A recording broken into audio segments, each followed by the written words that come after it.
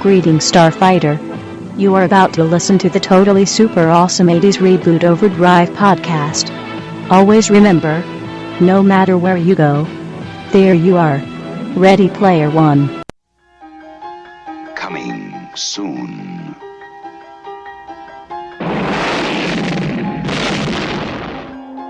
Jolting tales of horror. Creep Show. From the author of Carrie, The Shining, and Cujo. And the creator of Night of the Living Dead and Dawn of the Dead. You'll scream at ghastly ghouls. Cringe at weird kids. And shiver at the doings of evil doctors. This is going to be extremely painful, Mr. Verrill. Creep Show will grab you, grow on you, and give you the creeps.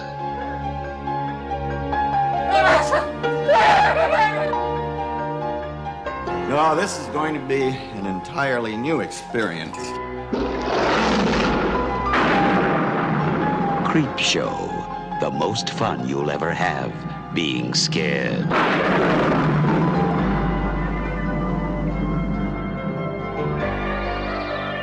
Hello, everyone, and welcome to another special episode of 80's Reboot Overdrive. No, I am not Dave with a cold. I am Jesse Jackson, and we are doing our promised second half of the Stephen King in the 80s discussion. Last week, we talked about the books that Mr. King published in the 80s, and I think we had a great discussion. And now we're going to talk about the movies that were made during the 80s. So this is not necessarily based on books that were written at that time. These are movies that were released. And, joining me today is the wonderful cast of characters. We have Lou. Hello, everyone. And we have Scott. Hello. How are you guys doing? Good. We had so much fun last week. Absolutely. Good. Yeah, I sure did. And Lou talked about it. There's actually fewer movies than there are books to discuss. So he's like, this should be a piece of cake. So Lou, I said this before we started recording. I'm going to repeat it. I thought you did a great job of kind of setting the stage of where Stephen King was in the 80s. He had success and maybe a little excess and a lot of chemical, shall we say, and liquid. Yes, recreation. So, talk to us about this stage of the movies. What's his philosophy on books being made into movies? Just kind of set us up, and then we'll start going through them. Sure. I think one of the common things you hear people say about a beloved book when it's being considered for being adapted into a movie, if you guys probably remember when they talked about turning Lord of the Rings books into movies, and people say, "Oh no, they'll ruin it. They can never equal the books and whatnot." And King's attitude has always been for those things that the movie is the movie and the book is the book. The book is still on the shelf. If a movie comes out that's a crappy adaptation, it doesn't affect the book in one way. You can still pull that book down and get that same story that you still loved. It's still there. But if a movie can in some way complement or in rare situations surpass the source material, then that's gravy for him and it's gravy for the fans. So it's a win-win scenario, even if at the worst it's a win-lose scenario. But the book does not get diminished. I think some people automatically link the two together, but and I think that's just a common trait that people have. If one aspect of something doesn't pan out well, they tend to put everything in the same basket. But if somebody does a cover song of a Bruce Springsteen song and it really sucks, does that diminish your enjoyment of the Bruce Springsteen song? I mean, no, not for me. And I think King feels the same way about his material. I mean, what can you do? A book is a solitary creation. A movie is a project by committee, and by its very definition, the more moving parts it has, the more chance there is of things going off the track. And it's a rare filmmaker that shares the same vision as a creator, and it's a rare, it's very rare for two creators to share the same vision on anything. So when some of these things come out and they turn out to be actually good, you really have to take that with, wow, that's like a bonus that I never expected to get. And the other prong that King has with his movies, and we'll touch base on this when we get up to it. I'm not going to tell you which movie it is, but he's a very people who are only casual King fans might not realize how much he does for charity and things, and how helping he is to other artists and creators that are just starting out on that. And what he has instituted is something called dollar babies. Are you guys familiar with that term? So I was going to ask you about that, and so I'll tell you what I know, and then you can correct me. Okay. He started a system a long time ago that, and I don't know how he justifies it and if he does any due diligence at all, but if someone comes and says, I want to make a movie out of short story, he sells them a right pretty cheaply. For $1. Okay.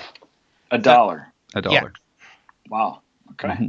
So, that I just heard that, so I didn't know if that's a true story or if it's, apocryphal. So tell me, did I ruin your story by telling that, or is that? No, I'm just impressed that you were aware of it, or Okay. have you done research to find this out? No, I had actually heard that because somebody was reviewing a movie, Mm-hmm. and they had said that Stephen King for the short stories, and I didn't. That's why I didn't know how much could anyone could I call him and say, hey, I want to do this, and or do I have to have some street cred, or what do I have to do to get that? But I thought that was a nice thing to do with the short stories. He's, being a student himself, he had gone to college and whatnot, and actually was a teacher's assistant for a while. So he's very aware of other people wanting to start out, and he just basically came up with this program where, anyone can take one of his short stories and pay for $1. He gives them the rights to film it. The stipulations are, of course, that no money can be made off of the project, and it can't be shown theatrically. It can only be shown at film festivals and things of that nature. Oh, nice. And you cannot put it up on the internet for streaming. Before the internet became really, much more pervasive, yeah, you could find copies of his Dollar Babies up on YouTube and things like that. Yeah. And in fact, there was a website for a while that was, sort of collecting these so that because, fans want to see the stuff, and it was very hard to get to see it. Now it's almost impossible to see the stuff unless you happen to be in an area where whatever person has created the movie is showing it at a local film festival or something of that nature. So that's something that he's continued today, and it's led to some starts for some very famous people that we'll talk about later on. Oh, that's interesting. I would love to. I say that, I probably wouldn't want to see them. I've learned something very carefully, as going through this. I am not a fan of horror films, and so, but some of his short stories are very interesting, and so that might be, I think that's a creative thing to do, and very funny. I know that, to talk about that, it's kind of a controversy.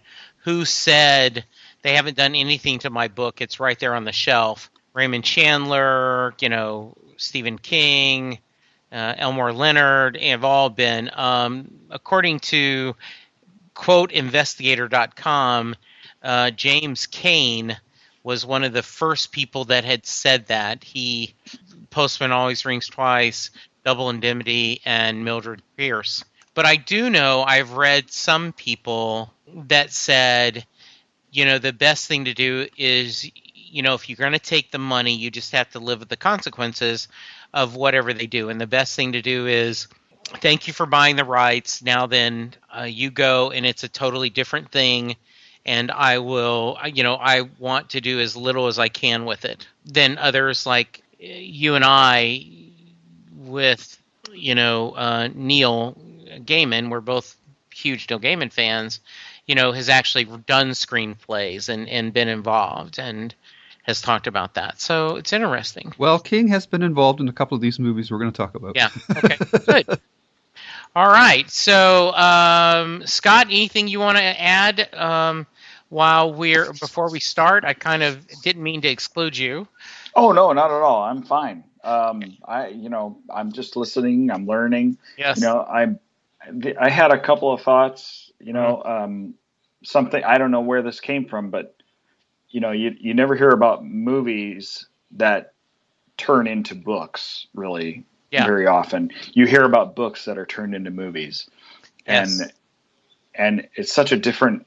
It's such a different concept if you were to do it the other way.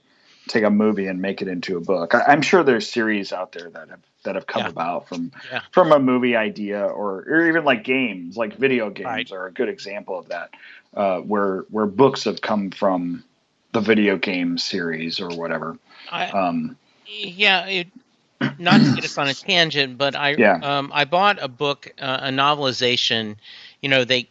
A lot of times they put out novelizations.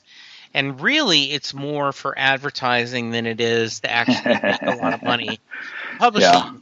And but Orson Scott Card from Ender's Game had written the novelization of The Abyss, right? And he talked about that. A lot of times they aren't very good books, but he says I buy them and other people buy them, and so you want to make it. So he actually wrote 3 chapters dealing with the 3 main characters in The Abyss: the SEAL team, the female scientist, and then the male scientist, their explorer, and their childhood. And then he actually gave them. They took that and gave it to the actors as background, so it kind of helped. So, I think unless you're talking about games or things. There's certainly been some Star Trek original novels and Star Wars original novels, but it is something unusual. All right, so 1980, we start out with one of the big ones, The Shining. Here's Johnny. You're missing. You're missing one.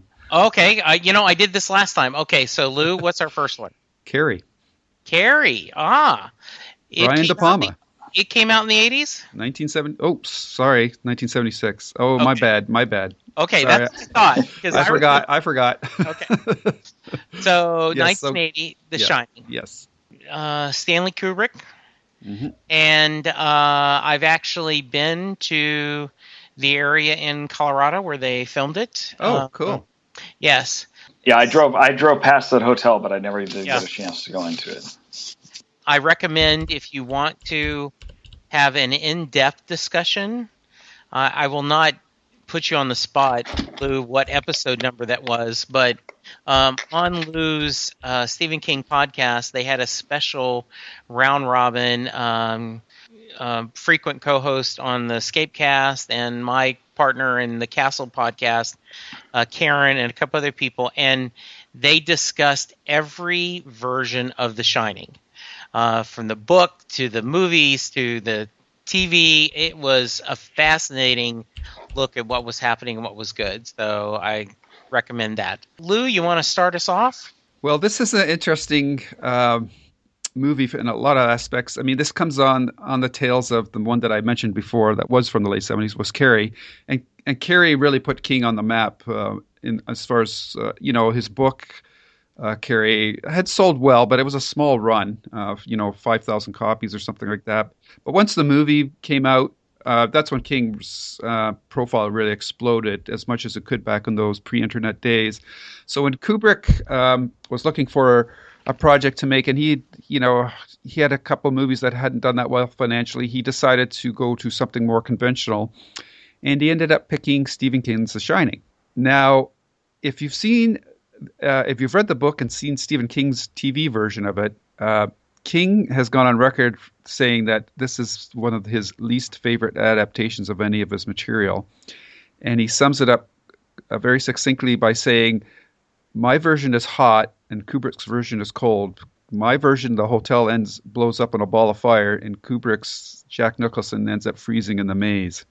So I totally get where he's coming from, because it uses the setting of The Stand, or of the Shining novel, but it doesn't really follow the dynamics of the book at all. And for me, the biggest stumbling block with The Shining is Jack Nicholson, and not his acting, because I think he's fantastic, but from the first frame, this guy looks to me like he's crazy already. So his arc in the movie is not really that unexpected. It's a beautifully filmed movie. It's got some great tracking shots with the Danny driving the big wheel around the hotel halls. I just love that. Yes. I really dislike what happens to the Scatman Crothers character in the movie, and in the book, thankfully, in the miniseries, that doesn't happen. Jack Nicholson. Remember that point. I have a point about it. Continue. Jack Nicholson I think is amazing in this movie. Shelley Duvall has the harder role to play, and I understand the filming of the movie. She and Stanley had a lot of tension. He really turned the screws on her to get her to give the portrayal of the character that he wanted. I don't like the portrayal that she gives. She's a very submissive character in the movie, whereas in the book and the miniseries, she's not. And yeah, beyond that, I just think it's got some pretty amazing shots. The maze scene, the pull into the maze from the model to the actual maze itself is pretty cool. And Kubrick knows how to set up some great shots. And this movie has spawned a lot of conspiracy and theories and whatnot. And there's actually a documentary called Room 237 that if you're into it, they link this thing to everything from faking the moon landing to Indian rights and whatnot. So it's quite a bizarre movie, and you have to kind of chuckle as you're watching it. But they do make some good points, because if you look at the way some of the shots take place in the movie and map it out in your head, the relationship of these rooms to one another, you realize very quickly that it's the hotel layout is not hanging together properly, but which just adds to the creepiness of the movie. But I enjoy it, but it's not and this is an adaptation, so it's another creator's take on the source material. Right. But I treat it as really a separate item from the book. Okay, Scott? I loved it. I thought it was really creepy and fun, and you had a great cast, and it was so limited. You only had 4 characters really. You got Scatman Crothers, who's kind of a side character, and I guess the bartender was another one. I can't remember who that was. But Jack Nicholson and Shelley Duvall, I just thought they played their parts so well, and I look at it as a movie separate from the book, kind of like the way you said you do, Lou. Yeah. But at the same time, it sounds like Lou had a few problems with, like, maybe not problems, but you appreciated the book much more. And I kind of saw them as kind of two different things, and I appreciated them both for what they were. And I think Kubrick he did a good job of putting it together. I don't have a problem with it at all.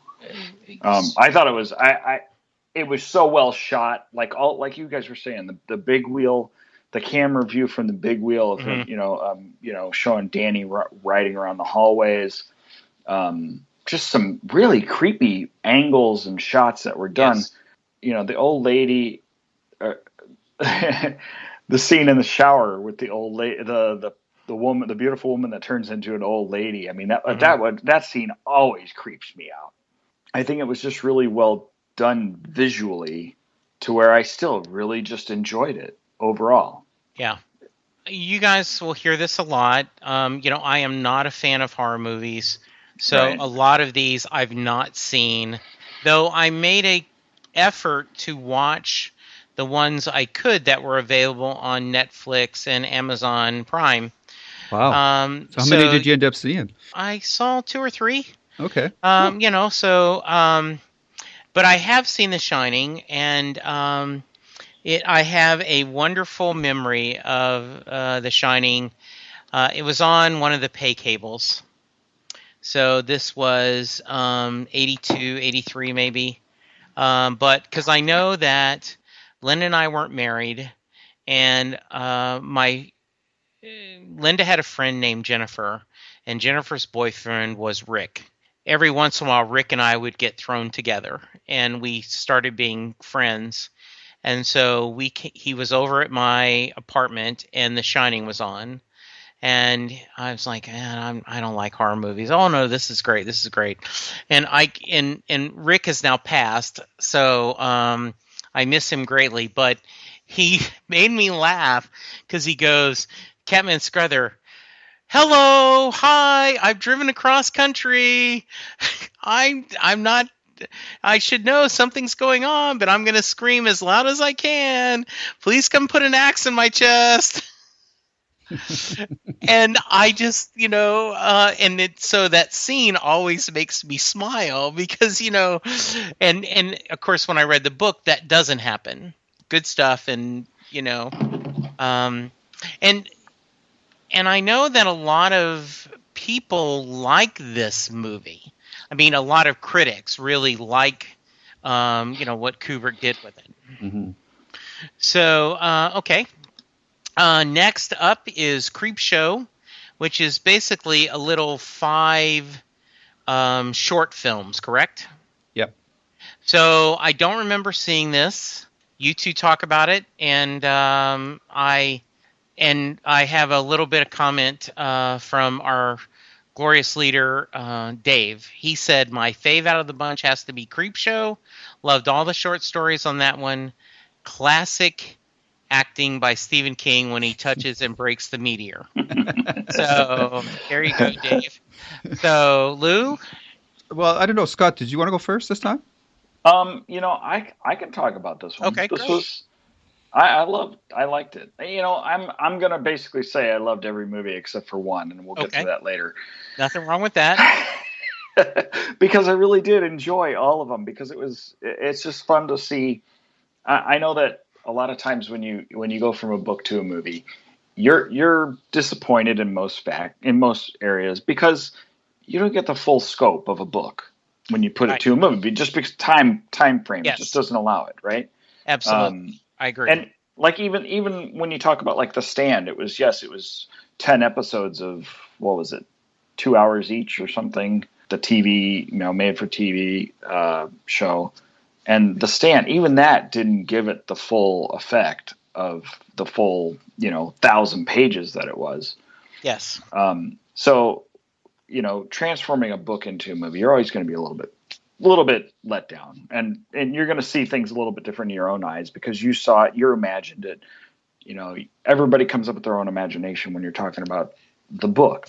So. And real quick, I wanted to say that also one of the things that there is scenes in your mind that are crucial to the book. Absolutely. And they are not necessarily scenes that are crucial to the plot. And if they don't have that, I will give you example, Watchmen. If they had not had Rorschach saying, you guys are in here with me, I'm not in here with you. Exactly. That was like the best line in the whole movie. Yeah. That was it. It's like that had to be in the movie. So yeah, you can have those things. So continue. Okay. So anyway, I don't even remember. I don't recall. I may have read them, but I don't recall reading any of these short stories other than seeing the movies. So, we're not talking really much about the books tonight, so we're going to talk about the movies. I loved Creepshow. Okay. Of course, I think everybody's favorite is probably The Crate, just because it seemed like it was the most mysterious before they got into what was in the crate, and it was kind of funny to watch the one actor throw his wife, Adrienne Barbeau, push her into the crate to get killed because she was a drunk, she couldn't handle herself at a party or whatever. Oh.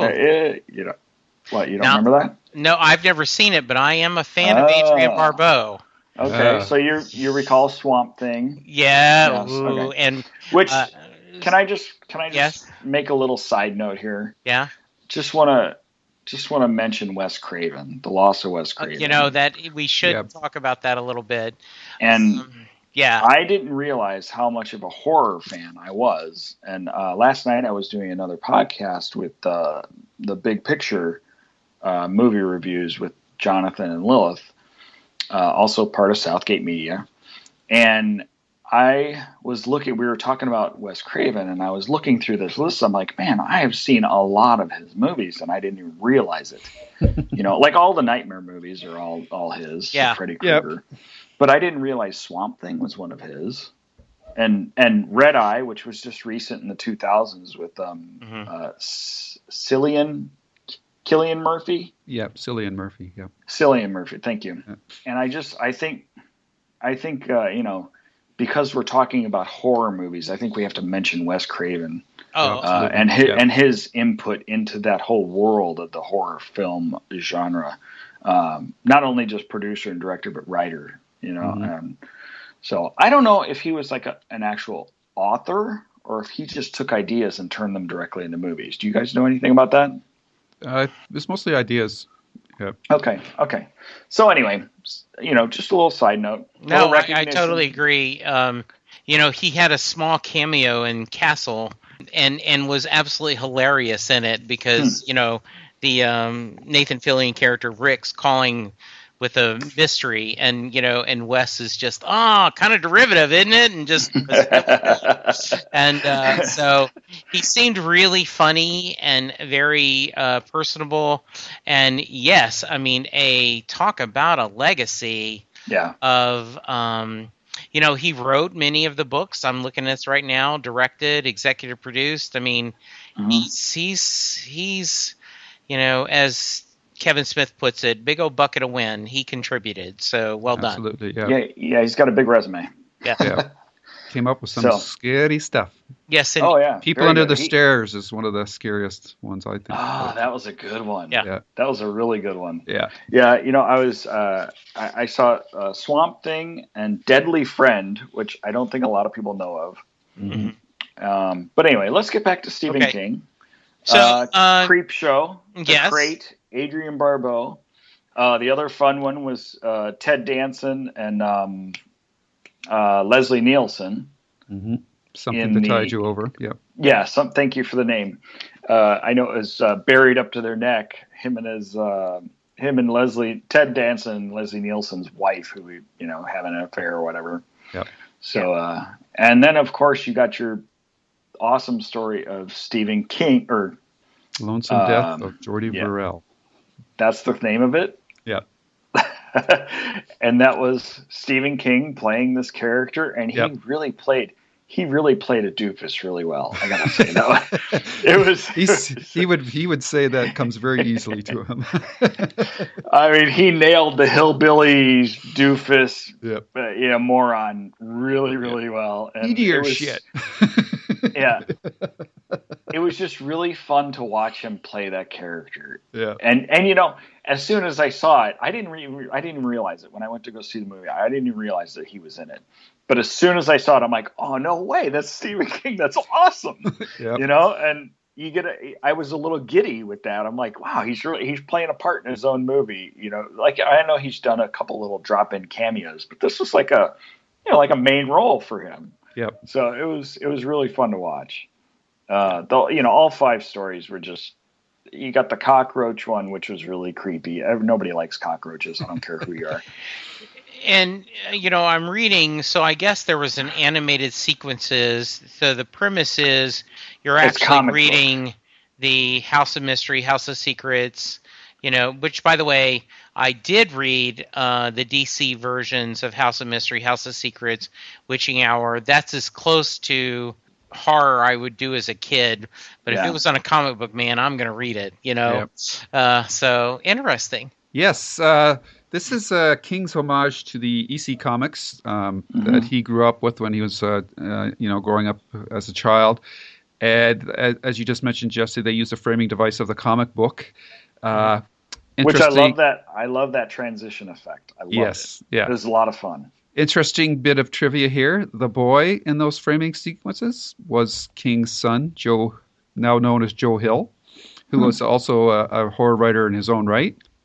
This is 5 Tales, and this movie was directed by George Romero. So you've got quite the strong horror pedigree all the way through this. Yes. And as you guys were sort of going through the stories, this is the who's who of actors from that era. You've got Hal Holbrook, Adrian Barbeau, Fritz Wieser, Leslie Nielsen, E.G. Marshall, Ed Harris, Ted Danson, and of course Stephen King. Mm-hmm. So we have 5 tales. The Ted Danson one is Something to Tide You Over. Is he's playing sort of like a tennis pro, and the husband finds out that he's been having an affair, so he buries both of them at the beach, waiting for the tide to come in. So that's where the title for that comes.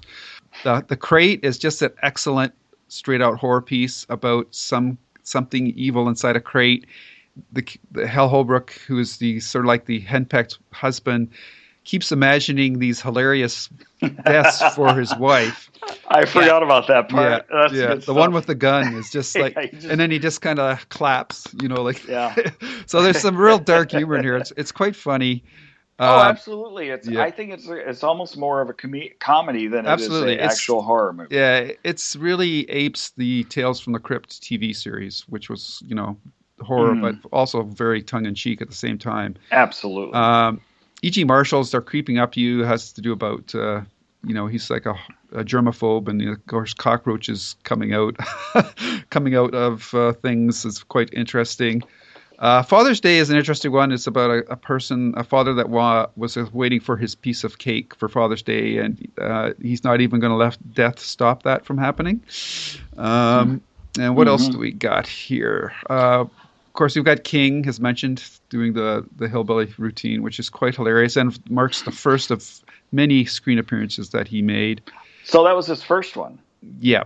So he didn't do any. He hadn't done any cameos previously. No. Well, Carrie was the first movie that came out. He wasn't in that at all. So this came out. Shining. Okay. Right. The Shining, and then this was the third one that came out. So a fun project for him to pay homage to EC Comics, which if King says if he can't scare you, then he's not above a gross out. Good for him.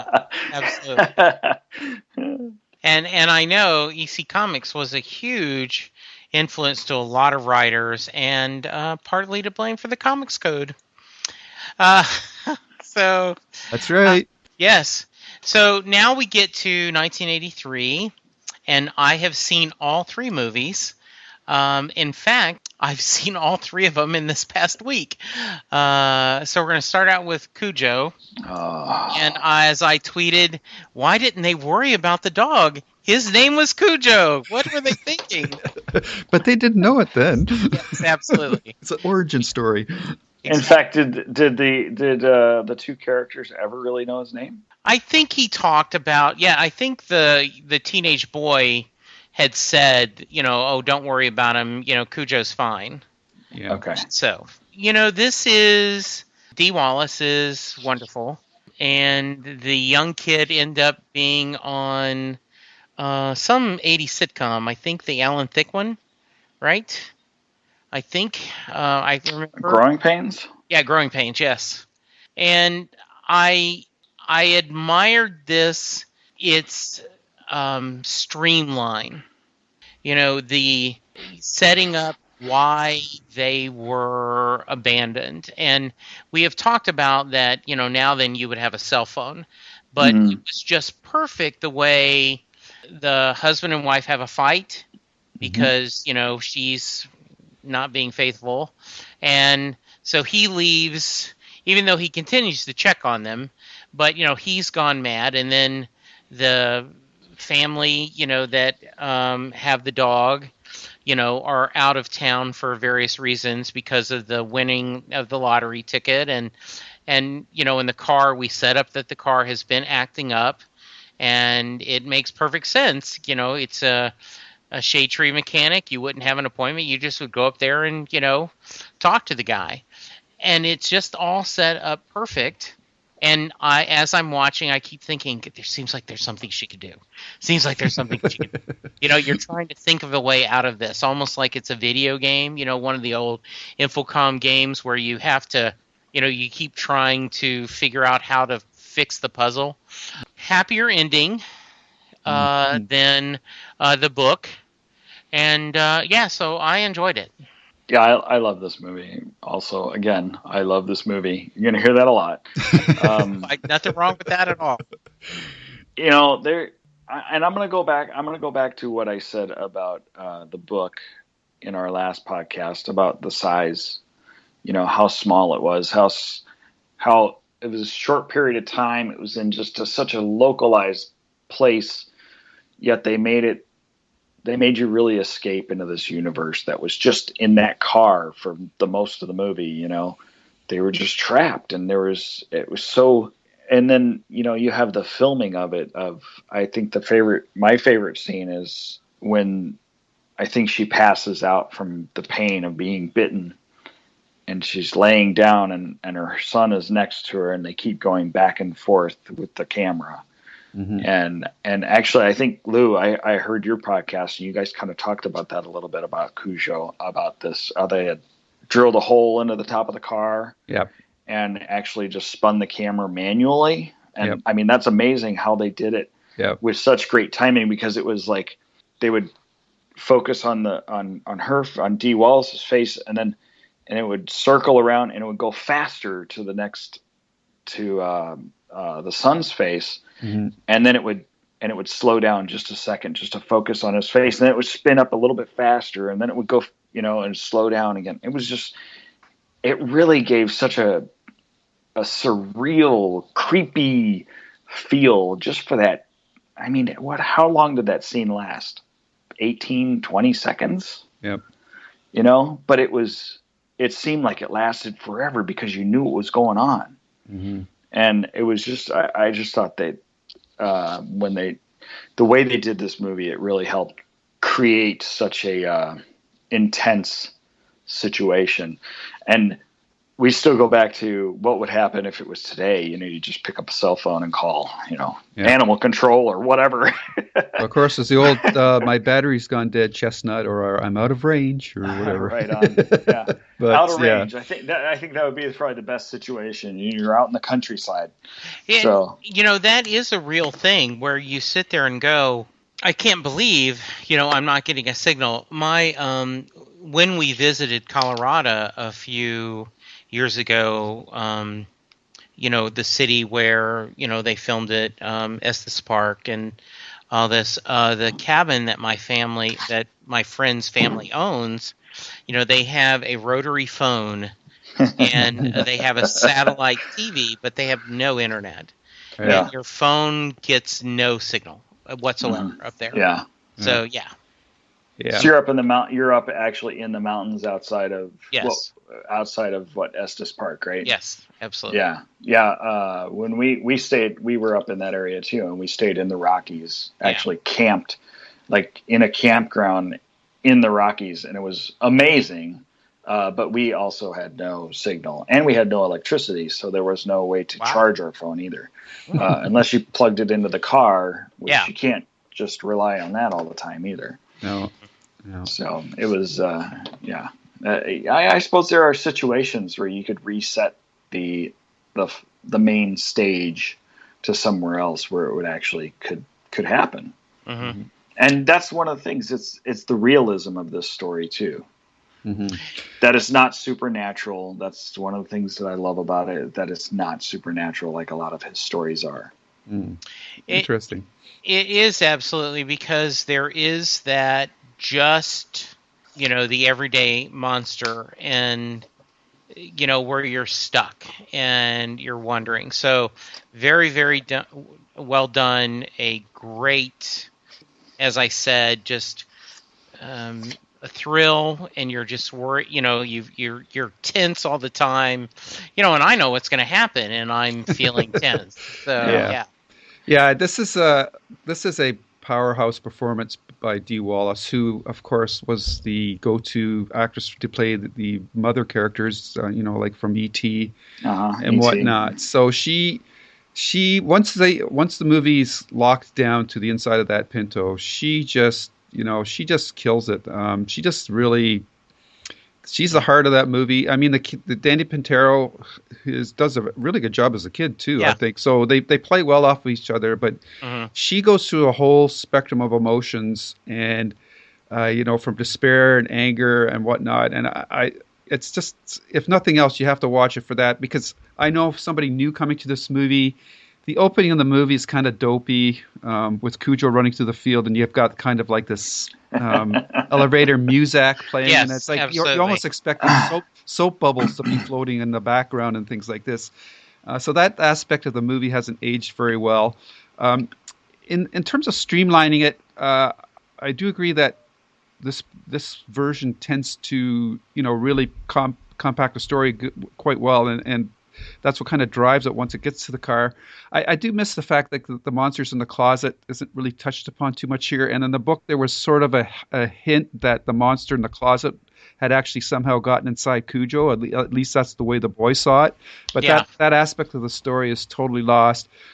But one thing that they did with the kid at the beginning of the movie that I just love, because I know when I was a young tot myself, I actually had this kind of fear too, is he wanted to turn off the bedroom light and then get into bed before the light actually went out, so like he's trying to turn the switch and then move at the same time so that he's in the bed before the light goes out, because he didn't want the monster under the bed to get him. So I thought that was a great moment that's not in the book that the filmmakers added. So it's just if you get past that opening, once they get into the car, trapped in the car sequences, pretty good stuff there.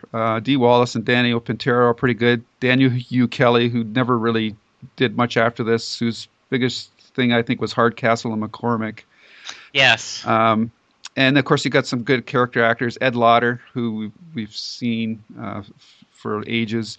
And another one, his friend, the balding fat guy with the mustache, Mills Watson. If you've seen any of the 80s shows, he was always a deputy or somebody's sidekick or something like that. So absolutely,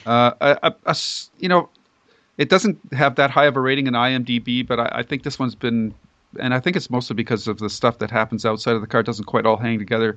It's only got a 6, but I personally would give it like a 7, a 7.5 myself. I just got to throw something in about the beginning, the opening scene of Cujo running through the fields, the happy, wildflower-filled fields with chasing a little bunny, and the music is all happy.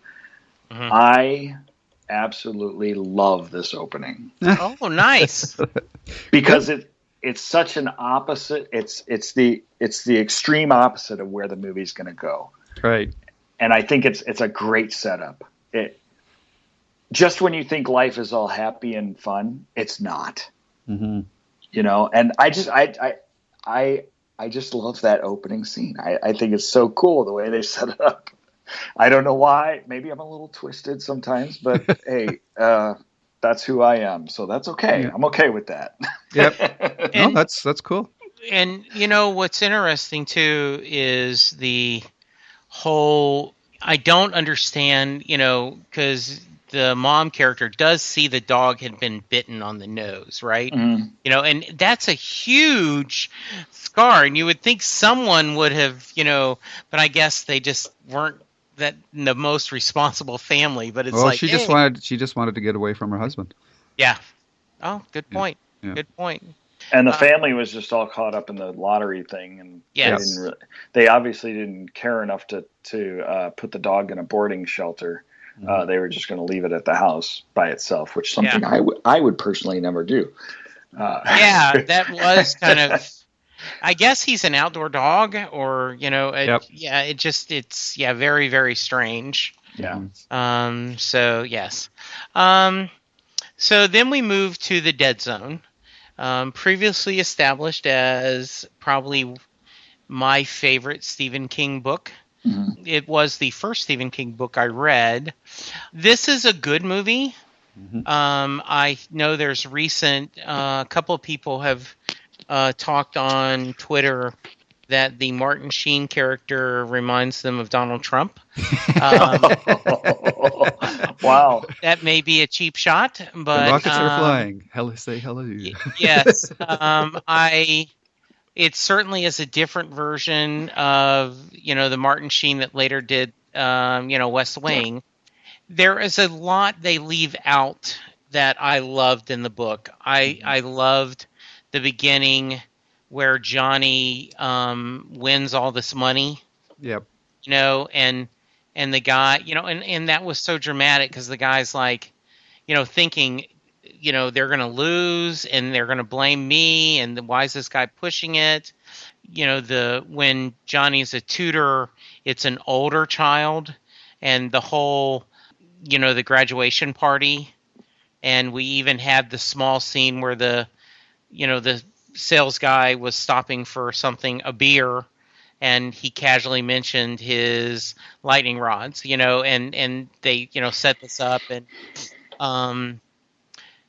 and so the book is a lot more complex, and I recognize that they streamlined it and made it the important story. I loved Sheriff Bannister, which dies in Cujo, which makes me unhappy, but I really liked that scene in the book. So this is a good movie. I don't think it really is a horror movie, kind of more of a thriller and stuff. So definitely one of my favorites.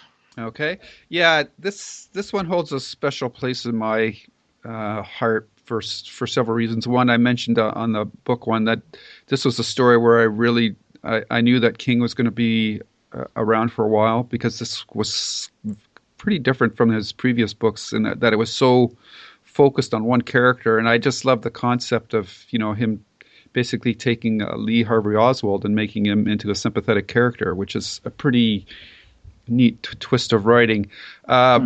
This film was filmed, or the production took place near where I used to live back in Ontario. So, like, if you look at the locations where they shot this film, it's in the Niagara-on-the-Lake, Orono, Stouffville area, and I know all those areas. I've been around there. I think part of it was filmed at Chalk Lake, which is where we used to go when I was a kid to go swimming. So from that aspect, it really works quite well for me. Christopher Walken was perfectly cast as Johnny Smith, and he plays the role like he's got that otherworldly look about him, and he plays it so well in this movie. And it's really interesting how that the director David Cronenberg, a Canadian director who's up to that point had done some pretty wild stuff with Scanners and Videodrome and things of that nature. This was a really restrained movie for him, which was interesting because the opportunity to go really crazy with, Johnny's visions was there. I mean, they didn't have obviously the CGI effects that they have now to do some of the scenes, but that fire scene that he has when, he touches the nurse and sees that her daughter's in the house and it's on fire. That's amazing how they place him inside that scene he's in a burning bed, and it's one of the, it's just really, really well done. There's just so much to like about this movie too, like the backup cast, Brooke Adams, Tom Skerritt, Herbert Lom, who I can't help it, but every time I see him in that movie, I just automatically go to the Pink Panther movie. So his scenes always kind of make me smile a little bit more than normal. And Anthony Zerbe, Colleen Dewhurst, Martin Sheen, Nicholas Campbell, a Canadian actor who's done a lot of TV show and actually ended up on Haven in the first season, the father of the other one of the characters. I remember Christopher Walken. What I really like about his performance in this is for the most parts of the movie, he's very restrained. He's got a lot of, this is a guy that's lost everything, and he's got a lot of stuff that's been put on his shoulders. So when he lets go, it really, like, you can almost sort of pull back and in your seat and go, whoa. My favorite scene for him is when he's telling Anthony Zerbe's character that he says he gets this candy and he smashes the table. He says the ice is gonna break. You're going, whoa. Like that moment, this gives me goosebumps every time I see it. And then of course when Bannerman comes to see him about trying to help find this killer, and then he sort of goes into this monologue about what a great guy God's been to him and all that. Again, another scene that really just gives me chills. So, I really like this one, and it's a great concept, and it worked fairly well for most of the seasons of the TV series as well. But this is just really a strong picture, and I think it holds up quite well. I have to go back and watch this movie because I know I watched it, but it did not hold any. I don't have any real memories of it. I know it was an interesting concept, the psychic part of it, with him being able to see things through other people. it's very interesting. But for some reason, this is one of those movies that I know I saw, but it never, maybe the timing was off. Maybe I just wasn't ready for it. Maybe I was distracted by something else, but it just never really stuck in my head. And I know I need to go back and watch it because I love Christopher Walken, for one, especially back then. I think he wasn't quite as a caracature as he is now. So, Scott, I'm glad you brought that up because I want to say the same thing. I made a smart aleck tweet that will I hear Kevin Pollak doing, sir, because, Kevin did those walking podcasts where he did the whole podcast as Christopher Walken. Oh, wow. And never broke character. And, he's not that, though, in this movie. No, he's not. He's not the caricature. Yeah. And that's what I see him as now. Once he got to Pulp Fiction, I think everything changed. Well, and it's kind of like when you watch, and I'm drawing a blank on the guy who played Michael in The Godfather. Why am I drawing a blank on? Al Pacino? Yeah, Al Pacino is now, sent a woman in a lot of scenes. This is, and I hate to say it's underplayed because, there are, he does rant against God and he talks about, the problems they're having and stuff, but it's really well done. And I did rewatch it this past week, and I agree with you, Lou. This held up really well. The way that some classic, 40s and 50s movies, you watch them and you go, wow, this is still just a good movie. Not as for the time, I understand this. This is just purely really good. Yeah, the only thing you could say is you can sort of see that this movie did not have a big budget. It kind of sometimes comes a little apart at the seams, but the power of the story and the performances carry you through those moments. And again, because they didn't have CGI, they can't do the really cool kind of shot that even the TV series probably did better if I think about it. But some of those shots with him in the burning room and the boys falling through the ice, it's pretty powerful stuff. And I agree with you. Brooke Adams looks incredibly beautiful. Yeah. And that's great to see her. I had a big old crush on her back then as well. So, really great stuff. Yeah. This and Body Snatchers. Yes. Yes. Yeah, definitely. It's on my rewatch list. Okay, good. I promise. I'm gonna find a way to watch this movie because it's intrigued me again. I believe it was on. I believe it's Netflix. Cool. You can watch it. They just dropped a bunch of movies. Okay, so 2 days ago. So I will check into it though. Oh, sorry. Could I just add something quickly? A lot of these movies are being re-released on Blu-rays, and especially like in the case of Cujo. That movie was hard to get a decent quality copy of. Like, it was on videotape for years, and then they released it on DVD, and it was just a horrible transfer. Okay. And then it came out on Blu-ray, and it's just gorgeous. So yeah, really? Some of these are really worth tracking down again and see if they have a Blu-ray release. Then we moved to Christine. I also watched it. Are you bad to the bone? Yeah, I didn't. There was a lot of hand waves. Yeah. That wasn't in Cujo, certainly wasn't in the Dead Zone. Yeah. This you had to kind of do a lot of faith. Like, they don't explain how Arnie gets the brand new beautiful girl. They just kind of casually talk about it, and so it was okay. I didn't love it. I went in it with pretty low thoughts. Mm-hmm. I did not have high expectations. And even though John Carpenter directed it, it just wasn't something that was that interesting to me. Maybe because, the guy playing Dennis, I didn't feel especially, connected to him. The guy who plays Arnie, I'm not necessarily, like I said, it was just kind of, it was there. This is one that doesn't stick with me that well either. It's out of the ones we've discussed so far, This is the one to me that strays the most from the source material. It misses the main thrust of the book, which is about this, being a teenager and all that, all the changes that you're going through. And it's focusing more on the car. I mean, to me, this movie, the highlight is the opening scene with the car being built on the assembly line and, bad to the bone. And then the hood slams on the worker's hands.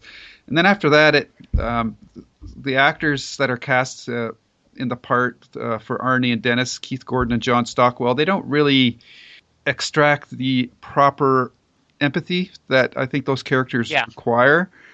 So you don't really feel sorry for them. And again, the special effects for the car reassembling itself it just looks like what it is film being wound backwards. So it doesn't really it just doesn't come off very well. And I said in the last podcast that Christine is not one of my favorite books as well. So that's probably why I don't get excited about the movie. And at the same time, I'm not really fussed about the fact that I don't think it's a very one of the better movies either, because I didn't really care for the source material that much either. Okay. Yeah, I would say, John Carpenter's done some great movies.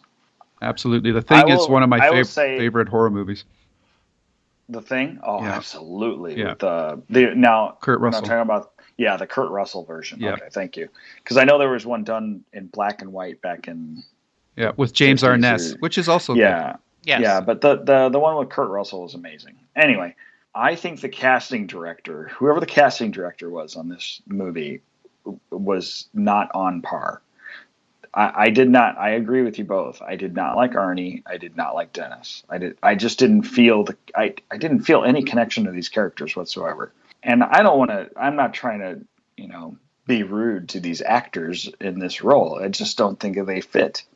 It's just, especially Arnie, the main character. Yes, he was kind of, he was picked on. He was kind of he played the good geeky guy. He was also in Back to School with Rodney Dangerfield, right? Mm-hmm. And I don't know. He just never really grabbed my attention for that. And book was, it was kind of, it had some predictions. It was predictable kind of. And the movie didn't stray too, it didn't really give you too much to think about. It just kind of went through the motions of being, it was a possessed car. Right. I don't think they portrayed it very well. Go with it.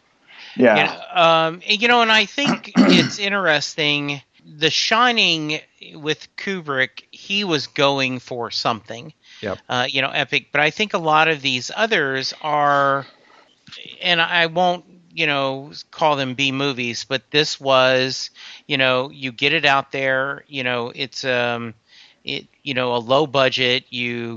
Hopefully you catch lightning in a bottle, and you get people that want to be scared and do things, and it's you aren't going for great art necessarily on some of these films, and that is not a compliment. I mean, that is not a criticism. It is, you know what you are, and you can be really good at what you're trying to be. Yeah. Oh, there's some people. I mean, there's some directors that they don't care about anything else other than B movies. Right. They could give a flying leap about anything other than doing like the most gritty B cheesy movie that you can make. Absolutely. And more power to them. I mean, that's fun for them and fun for the people that love it. And I think this was done in a way that it wasn't played up to its full potential. Yeah. That's the way I feel about this. I think that's fair. Yeah. Okay. It concentrated, its whole gimmick was concentrating on this possessed car, which in the book is, yes, it's there, but it's just an enabler for this transformation of this bookworm into this, James Dean rebel without a cause kind of character, which is interesting, but, or I should say, I found way more interesting than this focus on this car, which I think, to me, it almost seems like they were trying to make a sequel to a movie that was called The Car, that starred James Brolin, and that was done in the my gosh, late 70s, and that was this big black limousine that was chasing everybody around. And I thought that's what I thought this movie was trying to copy. Actually, that was a good movie. I like that. That was more. That was or Duel. pretty, Duel. Duel. Oh. Yeah. Steven Spielberg's first. Man, Duel was unbelievable as far as intense, and you just you didn't see what the Great McCloud. Oh man, Yes, that's right, and that's what I thought that Christine was trying to ape those movies. Mm-hmm. Okay. Yeah. I think of this movie, and I kind of think, like, did you guys ever see The Wraith? I think Charlie Sheen was in it. Yes, I have. Okay, and I thought that one was actually more entertaining than this one. Yeah. It had a good concept. We'll return after these messages. Hi. My name is Stephen King. I've written several motion pictures, but I want to tell you about a movie called Maximum Overdrive, which is the first one I've directed. Wow.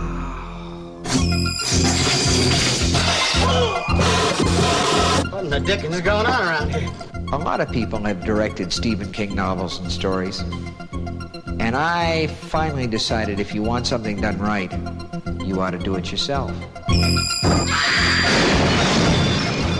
Who was driving it? I don't know. Curtis! It's coming after us! It was my first picture as a director, and you know something? I sort of enjoyed it.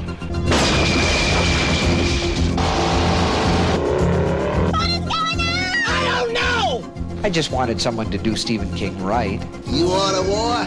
You got one. I just want to get the hell out of here. So come and spend some time with me and my friends at the Dixie Boy. Spend some time in the dark. Please don't let me in the dark. Help me. I'm gonna scare the hell out of you.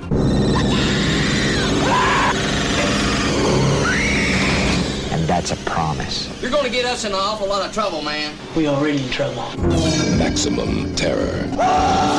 Jesus coming and he is. Maximum King. Maybe tomorrow will be our world again. Dino De Laurentiis presents Stephen King's Maximum Overdrive.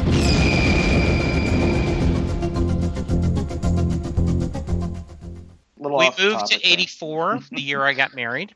And Children of the Corn, I know nothing about except that I had no interest in watching it originally, and I really don't now.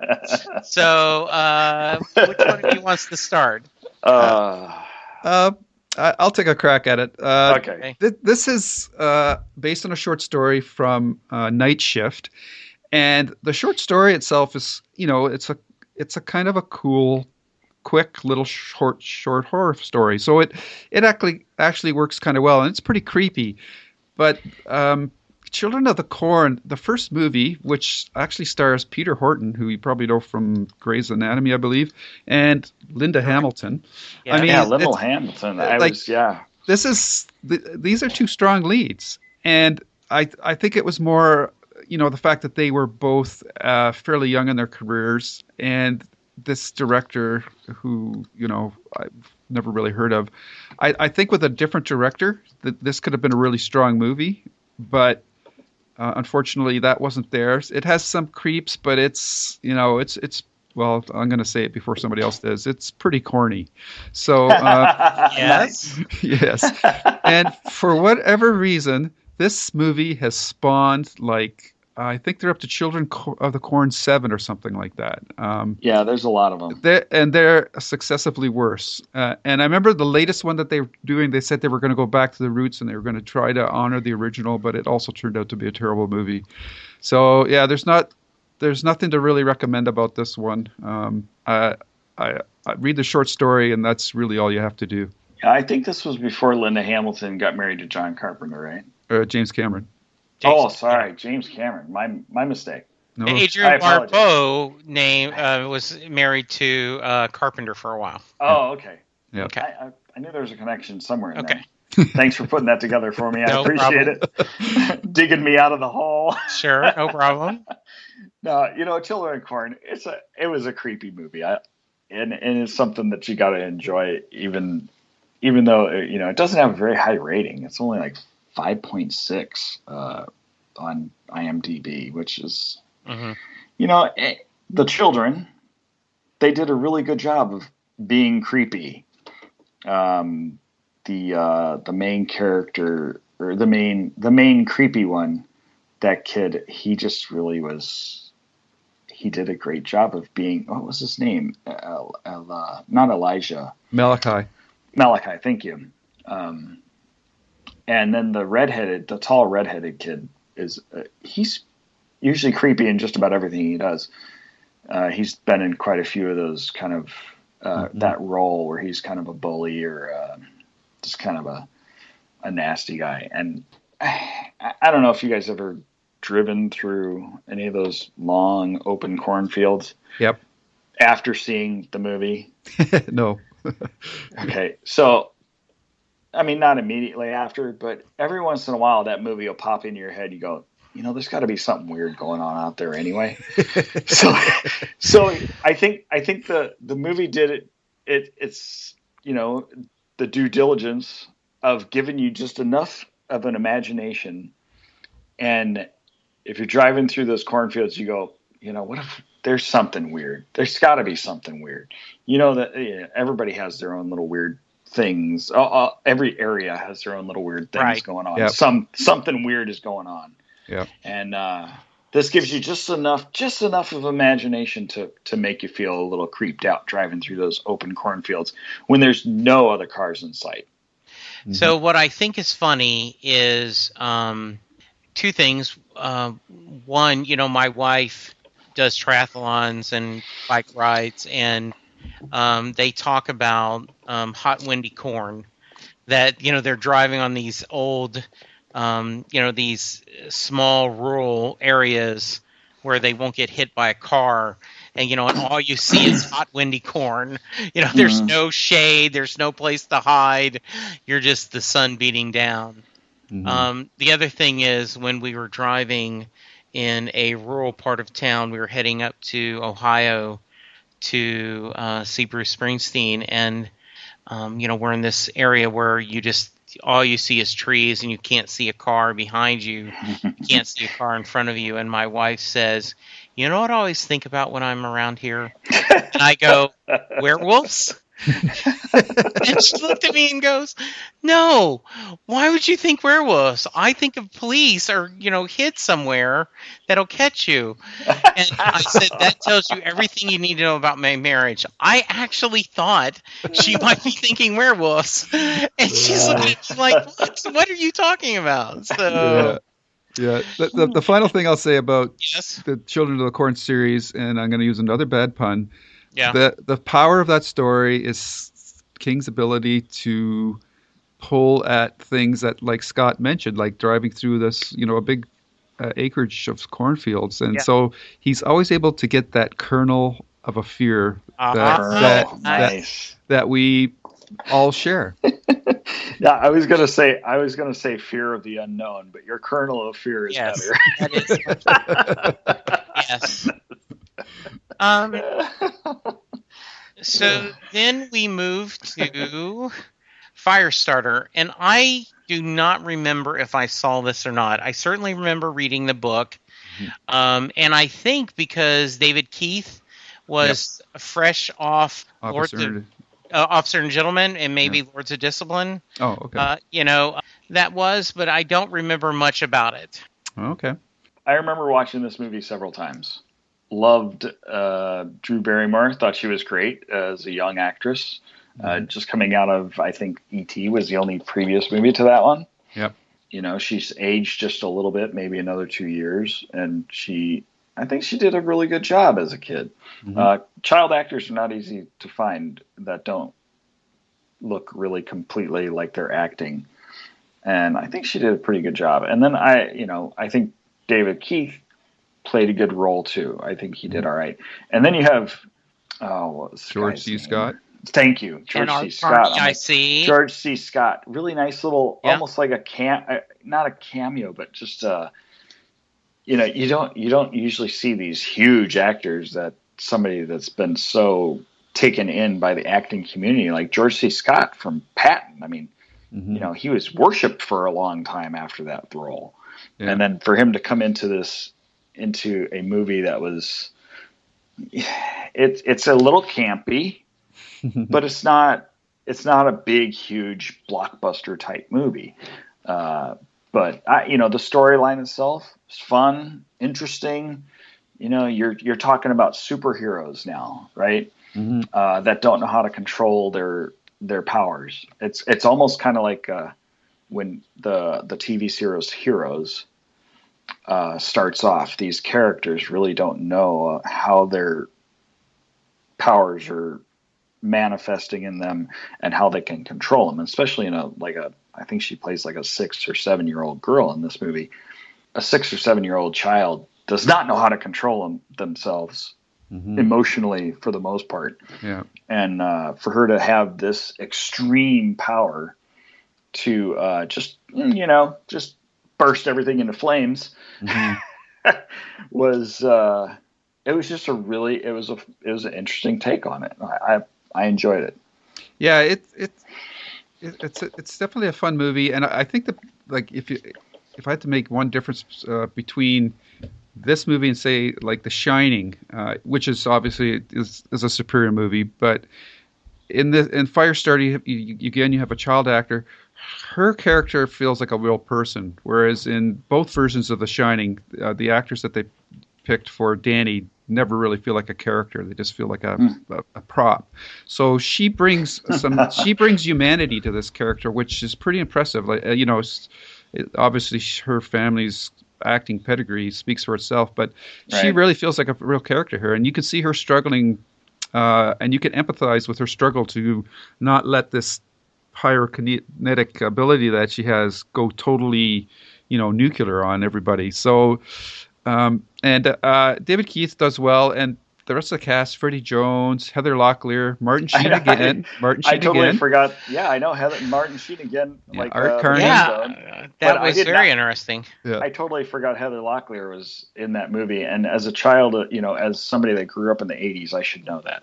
Yeah, Art Carney, Louise Fletcher as the farm couple who took them in, and you got Antonio Fargas, who of course was Huggy Bear on. Starsky and Hutch. Oh, nice. So, but where the movie falters for me is unfortunately and surprisingly with George C. Scott, because his character of John Rainbird is the key to manipulating the Drew Barrymore's character Charlie, but he doesn't quite pull off. And especially if you read the book, the John Rain book, and the book is a true, well, I guess George C. Scott's playing him as a true Indian, but he never looks like an Indian to me, and that's more because he's so famous that it's kind of like John Wayne playing Genghis Khan. It just I just can't make that leap, and because of that, the movie kind of falls down on that note, and which is too bad because his character is the one that ends up manipulating Charlie when nobody else can. So he's the Obi-Wan Kenobi of the movie. Yeah, and he just never pulls off the Indian aspects of the character for me. So basically, for you, he was pigeonholed cast of somebody else that didn't fit the role. Yeah. Well, I mean, he's a money act. His name. We cast him. He's going to increase our box office chances. Yeah. But he just didn't pull that role off for me at all. But I get that. And again, I can totally understand that. Yeah.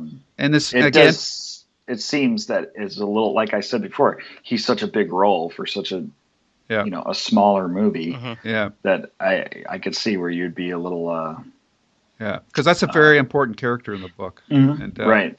When that, one of your favorite aspects of a story doesn't come to fruition on the screen, you can't help but feel a little disappointed. Absolutely. I totally agree with that. Anything else about the movie? Just that this was filmed in North Carolina, which eventually became a full-time studio, and something that came about because of King's involvement, and eventually became what was used for filming for the Under the Dome series that we're having today, and which thankfully just got canceled. So yes, it was. I caught up and listened to y'all's story about it, and I loved listening to y'all's talk about it, and it was just wonderful. So we moved to 1985, Cat's Eye. I remember seeing on TV Quitters Incorporated. Mm-hmm. I don't remember the Ledge and the General. Quitters Incorporated, very much like a Twilight Zone, movie, and or like an Outer Limits episode.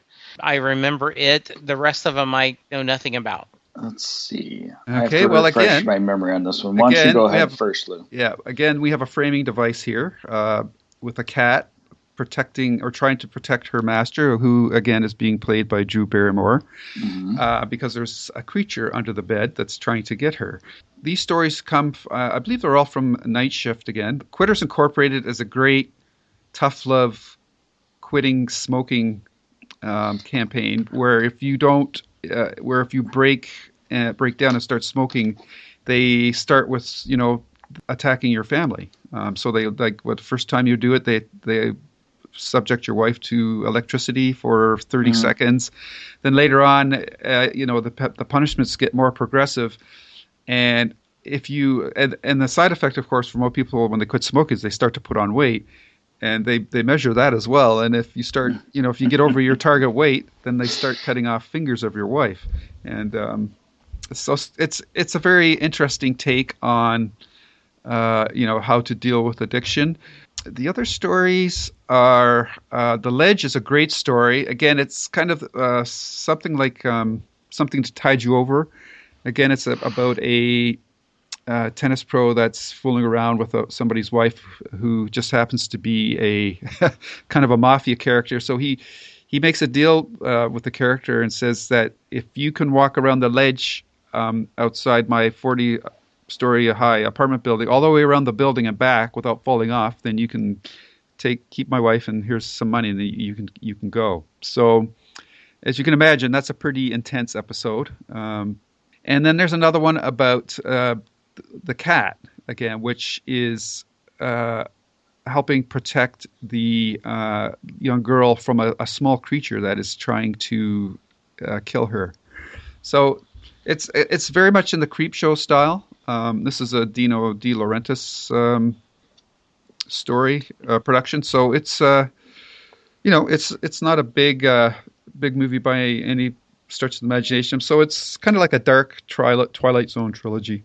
I loved Quitters Incorporated in the book, and I thought the short movie version or short, the little mini movie. Yeah, James Wood does a good job.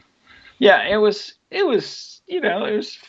kind of weird and quirky and made you think a little bit. And at the time, I was a smoker too, and I could totally empathize with him, like those cravings that he would come across. And then, like when he reaches over and he accidentally finds an old pack of cigarettes in his glove box, and he goes to light one up and he looks around like, is anybody watching me? And, of course that leads to his wife being taken or whatever. But that section of the movie sticks out in my mind. The other two movies I totally lost track of. I can't remember them at all. I don't recall them at all. But Quitters Incorporated absolutely stuck out in my mind. And it's probably because I was struggling with, trying to think about trying to quit smoking at the time too. I've been smoke free for like 9 years now. So good for you. Yeah. Very nice. Yep. And it was hard. I mean, I smoked for a little over 20 years, and quitting smoking is not easy. And that's really makes that little part of that story that much more interesting as a smoker. Yep. Yes. So I can agree, as my experience to yours is similar. Okay. Yes. All right. The other two I don't know anything about. I can't recall them at all. Then we move to Silver Bullet. I remember seeing it, but I don't watch. Nothing stands out except Gary Busey. Corey Haim. Yeah. I was going to say, I thought Corey Haim was in that one too, right? Yeah. It is, I really, not much to add on that, except, at this time, big Gary Busey fan from the Buddy Holly story. Yeah. Oh, absolutely. Totally. And so, All right. And a young Terry O'Quinn, I guess, is in this thing too. Yes, Terry O'Quinn. And she's kind of fallen off the map, but Megan Fellows was in this in the movie too, and I don't think she's done much lately, which is too bad because she was a big actress. She was for I think her big thing was Anne of Green Gables in Canada. Yes, I see that. Okay, good. Yeah. So yeah, it's it's kind of fun seeing him tool around in his wheelchair, and Gary Busey's pretty good. But yeah, it's a fun movie, but it's just your sort of run-of-the-mill werewolf story. Yeah, it doesn't stand out as a werewolf story. Like No. it really doesn't jump out at you. Like I thought a creepy movie from back then was Wolven, I think it was called, back in like '82, and I thought that one was more. It grabbed your attention a little bit more. It was a little bit different. It was had a little more supernatural twist as far as like spiritual wolves and. American Werewolf in London is always a classic, but it's just another take on a classic story, which I think a lot of horror writers or, horror and thriller writers take on. They take on either vampires or they take on werewolves. You got Stephen Kuntz is taking on a twist on Frankenstein with several books after that. It's another one of the little quirky little movies that came out of some of Stephen King's stories. And of course, you can never compare them with the books, really. Oh. Well, and it's so hard to do. So I'm going to guess that, at this point, he's incredibly popular, and his name on a sheet, enlisting Stephen King's, Silver Bullet or, helps drive box office, correct? Absolutely. Yes. And the from a financing point of view, horror movies have traditionally been very cheap to make and usually guarantee fairly good returns as well. So, yeah. By the way, your Megan Follows is playing Queen Catherine in the CW show Reign. Oh, cool! And actually, looks like she's played. That's a pretty big role. And she did a guest starred on Longmire, which is a show I really enjoy watching. So, and which is returning September 10th on Netflix. Yes, I'm excited. So is my wife. Trust me. Yes. So very cool. The Night Shift collection, according to your notes, was only released on video. I would not have looked it up. The only Night Shift I know is the Henry Winkler and Michael Keaton, which would have made my list of top movies of that year. Yeah. And I believe Shelley Long. Yes, I think so. Yeah. A great entrance of Michael Keaton. With his Walkman, singing Rolling Stones, I think, right? It's, So, Scott, Lou, do you guys remember anything about it, or? I remember the first volume. Apparently this was released on 2 video cassettes. I remember, back in the days when you used to go to the corner smoke shop and rent videotapes, that the first volume, The Woman in the Room and The Boogeyman, were up for rent. So again, this was very early in the Dollar Baby days, and the fact that these movies even got released onto videotape was quite unusual. And after that, King, even took that avenue away from filmmakers and totally made it just for film festivals and whatnot. And I mentioned off the top of the show that doing this collection gave somebody fairly famous his first gig, and that would be for The Woman in the Room, and that was directed by Frank Darabont. Wow! Now I want to see this. And this is based. Good luck finding it. Yeah, good luck finding it. I'm sure there might be some dark corners in the internet where it's possible to get it. The story itself is based on pretty much on Stephen King's experiences with his mother, who passed away from cancer.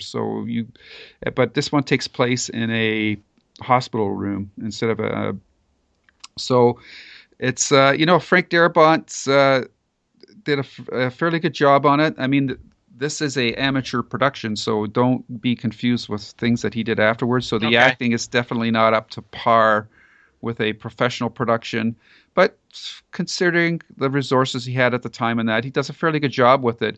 But the most important thing is that he impressed King enough that when Darabont came to him and said, "I'd like to have the rights to one of your other stories and actually try to get a professional production done," he said, "Sure. Which one would you like?" And he says, "Well, I'd like the Shawshank Redemption."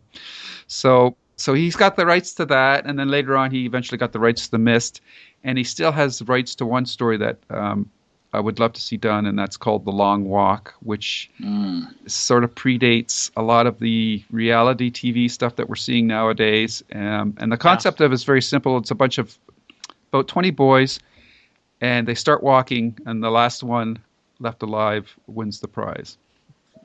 And if you slow down too much, if you do less than a mile, and I think it's 4 minutes, 8 minutes or 4 minutes, then you're shot. So it's a very intense, as you can imagine, story. So so Dollar Babies launched the careers of at least one famous person. Very interesting. Cool. Mm-hmm. No, wait, the 4 minute mile. I'm thinking of something. Yeah. You don't just walk the 4 minute exactly. mile. I think it was 8, but I'm not sure. I think you're right. I'm sorry. I don't know. No problem. My mind went there. So we move on to 86, and we have, I think, a personal favorite of a couple of you. I have not seen Maximum Overdrive, but go ahead and talk to me about it. Who made who? You got it.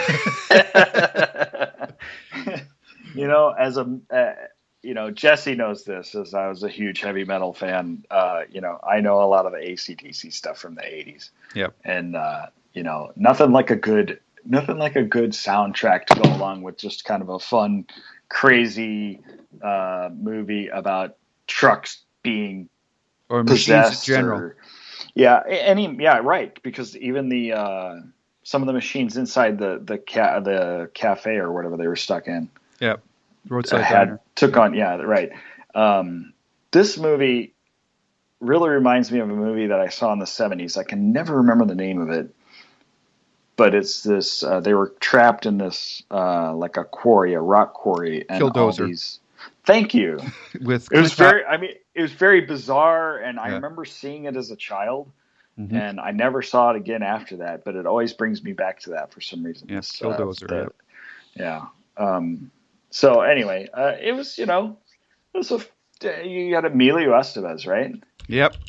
And I don't remember other cast members. I have to look that one up. Okay.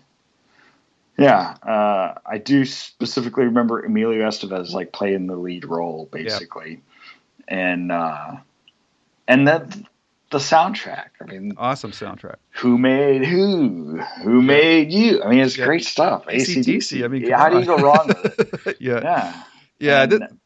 Especially with the feel of the trucks. Yeah. Trucks are kind of you kind of expect them to have a rock and roll feel. Exactly. The heavy metal. I guess that's another form of heavy metal, right? Yeah. Trucks. Yeah, it's that one truck that's got the Jokers or the Joker's Green Goblin's mask on it. Yeah. That iconic image. And Stephen King directed this movie, and it was during his out-of-body experience time period. So it's kind of amazing that he actually got sort of a coherent story out of movie out of this short story called Trucks. Mm-hmm. And it's got a hilarious ending too. It's almost like a title card. When it comes up, you have to laugh because it just sort of ties everything into a bow. It's like, oh, we ran out of money. Here's what happened next, kind of thing. But I mean, yeah, it's not a great movie, but it is fun. Like I think you mentioned off the top, Scott, and that you got that AC/DC soundtrack. The opening sequence, I don't know if you picked up on this, Scott, with the bank machine, telling the guy that he's an asshole and telling him to F off. That's Stephen King. And, nice. He leans into the camera, he's pretending like he's looking at the machine. He's got like the flip top sunglasses. And he says, he looks back over his shoulder, says, honey, come here. This machine's calling me an asshole.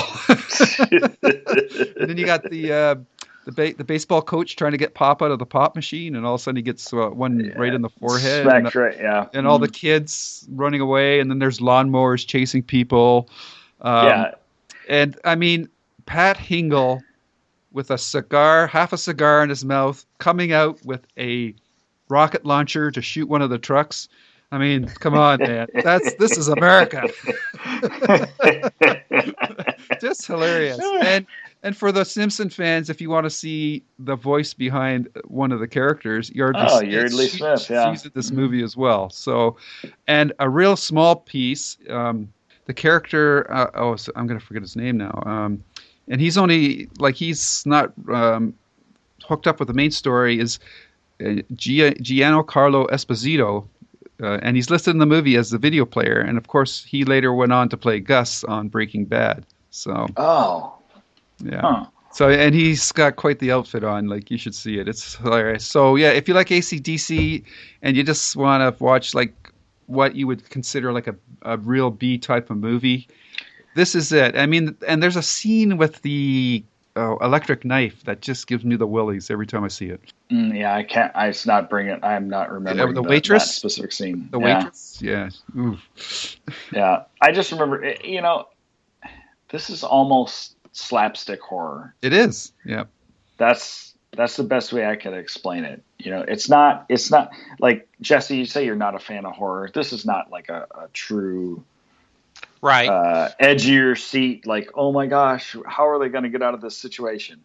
No, this is just, you're just having fun between the people trying to fight for their lives and the trucks who are possessed. And it's really a lot of fun movie. It's a ton of fun movie. Yeah. Okay. 18 wheels of fun. Yay.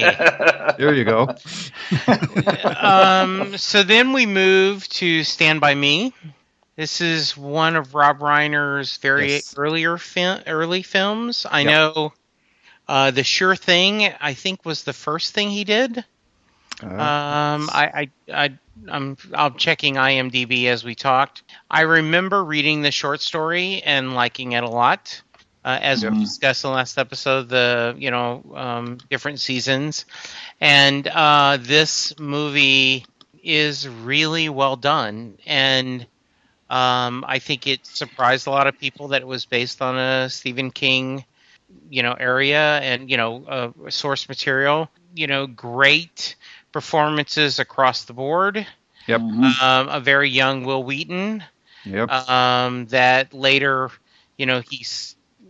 It's interesting to hear him, the adult Will Wheaton, talk about this, about how, Next Generation and how a lot affected him. River Phoenix, absolutely brilliant. Mm-hmm. Jerry O'Connell before. Yeah, there you go. Which is so funny, right? He grew up and shed all that weight. Yeah. Kiefer Sutherland, it is, I think, a modern classic, including, Benny King's version, of Stand By Me, and used in it. It's just absolutely amazing.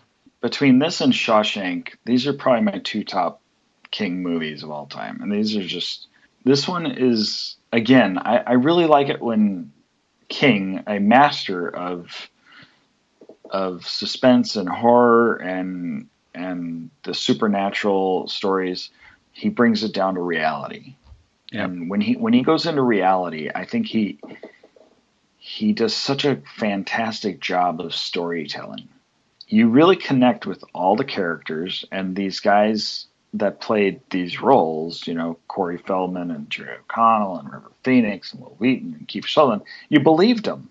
Yep. You believed every minute of it. And I think that has a lot to say about the movie itself, was that you had a cast that was perfect for the role. Like we were talking about some of the other roles that, like Christine, we didn't believe that I'm sorry, I lost his name again. Keith Gordon. Arnie. Yeah, I think yeah. You didn't believe it. You didn't relate to the character. And all these characters in this movie, you really you felt their presence. You felt it. They were there. They were experiencing that movie. They were experiencing the story that they were telling. And I think that's that's why this movie is so enjoyable to watch. And it's not really that intense. Nope. It's not an edge of your seat, scary type movie that you would normally expect from King. And like you said, a lot of people were surprised that this was even a King movie. Mm-hmm. You know? Like if they didn't know the real story from the book, then most people probably didn't even realize that it was King until after the fact. Mm-hmm. So I absolutely love this movie. Yeah, same here. And this it might be a little unfair that I go back to Christine, because maybe John Carpenter came more onto that project more as a hired gun, and the studio wanted this slant to that story. Yeah. But with Rob Reiner, I think between him and Frank Darabont, they're the two directors to me that always seem to understand the thrust of what the stories were that King did.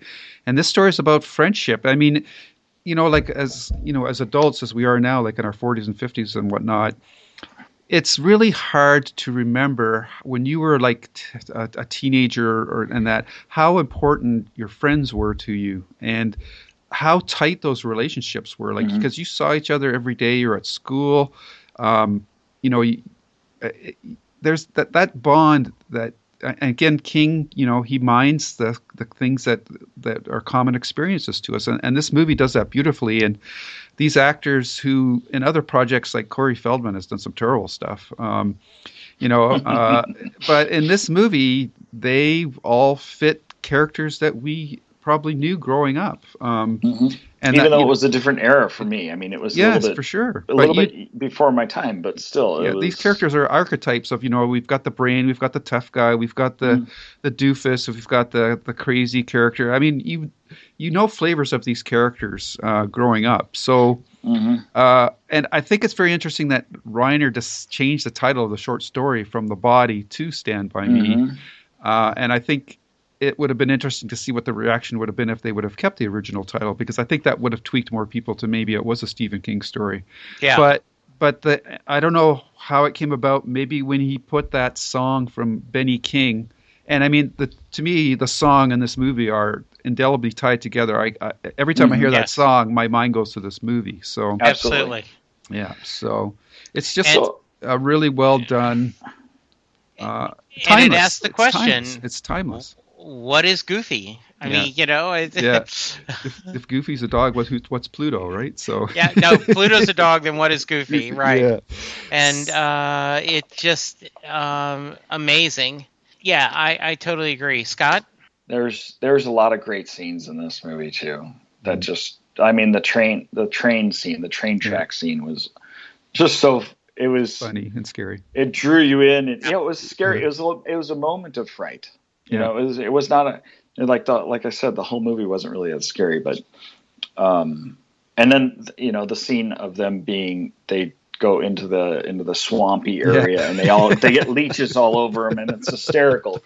Or when they're sitting around the campfire and Will Wheaton's character tells his story of the pie eating contest and the visual side of the pie eating contest done on film versus the book was actually pretty fun to watch. It was crazy, it was totally goofy, and which was a nice little. It was kind of like a comedy, a comic relief type of thing for them. But everything and the soundtrack for this whole movie, not just Stand By Me, not just the song Stand By Me, but a lot of the other songs that are in the background as they're going through the movie is just it's a great soundtrack. It has so many memories tied to it. Yeah. So it's good stuff. It's so well cast too. I mean, and the only character that seems maybe a little elevated is John Cusack, who plays the older brother. But then I always kind of think of, well, maybe that's with the Will Wheaton character remembering his brother and making him into more of this perfect kind of big brother than he really was in real life. But that kind of worked for me, because this is all about nostalgia. And I mean, that last, and Richard Dreyfuss, his bookend sequences, I love them. And his last scene at the end there, when he's typing on that old Wang processor about, you never have friends like that again. in your life. It just lovely stuff. It gives me goosebumps all the time. It's an awesome way to end that movie. I mean, yeah. They wrapped it up very nicely. And Richard Dreyfuss, I was just about to mention Richard Dreyfuss, how awesome he was, even though he played such a short visual role. His narration throughout the movie was, you love his voice. He's got a great voice for that kind of thing. So this is actually Rob Reiner's third movie, if you don't count the 2 TV movies he did. This is Spinal Tap, The Sure Thing, and Stand By Me. Continuing The Princess Bride, When Harry Met Sally, Misery, A Few Good Men, and then North, which a lot of people didn't like. That was kind of... Then he did American President and Ghost of Mississippi. That's a pretty, pretty heavy batting average right there. Yeah. Very well done. Well, I got to say, honestly, I know that he did this movie, but Spinal Tap. This is Spinal Tap's probably my favorite of all of them. I'm sorry to say. No, it goes up to 11. I say that all the time. Yeah. So then we go to 87, Creepshow 2. If I didn't see Creepshow, I didn't see Creepshow 2. Right. Yeah. Anything for you guys? I got nothing on this one. Again, actors prominent at that time. I'm sorry, I do have something on this one. I'll add in once you're done. Okay, so George Kennedy, Dorothy Lamour, and Lois Chiles, who was big for a while and kind of faded away. Out of the 3 stories, I think there's the one about the old wooden head, which is this supposedly haunted Indian statue. And then there's one about the hitchhiker who is killed but still wants a ride. Mm-hmm. And then my favorite story from that collection, The Raft, is here. Unfortunately, the technology of the time doesn't allow the story to have the full justice done to it. And I would love to see this refilmed at some point in the future. But it's one of those simple stories about people trapped on this little raft out on this lake, and this black oil slick thing will eat you if you get back on the water. So it's kind of like a ledge. It's just one of these confinement stories. And in the book, the short story is so creepy. There's only 3 segments in this one as opposed to the other one that had 5. But really, for me, the only segment of real note is the raft. I would have to agree. And basically what he said. The raft. It's all about the raft. The raft was an interesting... I thought it was one of the better short stories in the book. Okay. And that was Skeleton Crew. And... Right? Skeleton Crew? Yeah, Skeleton Crew, not Night Shift. I get them confused sometimes. Mm-hmm. And the descriptions of the way they consume by this oil slick, in the book, far outweighed the way they were able to portray it in the movies. And I think, like Lou said, some special effects of today would do it a little bit more justice, and they could really get away with some really crazy, gross. You want to go over the top gore factor, you could do it with this book, with this story. So that's all I have to say for that one. Okay. So then we go to a hard to believe that we have talked about this movie so often. Oh my God. The Running Man. We've talked about that. Sometimes you can't ruin a book, you can't ruin a short story, but you can ruin the chance for someone to make a movie based on a property because they've already taken it, used it, and then did not do it justice. Right? Well, there was Judge Dredd. We'll see. Okay, that's true. Yes, right. Okay. I, certainly remember Arnold being Arnold in The Running Man. Yep.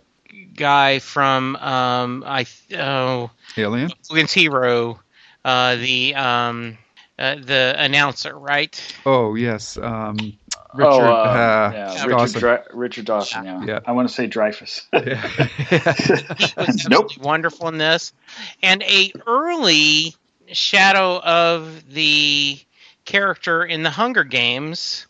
Where and I'm drawing a blank on that actor.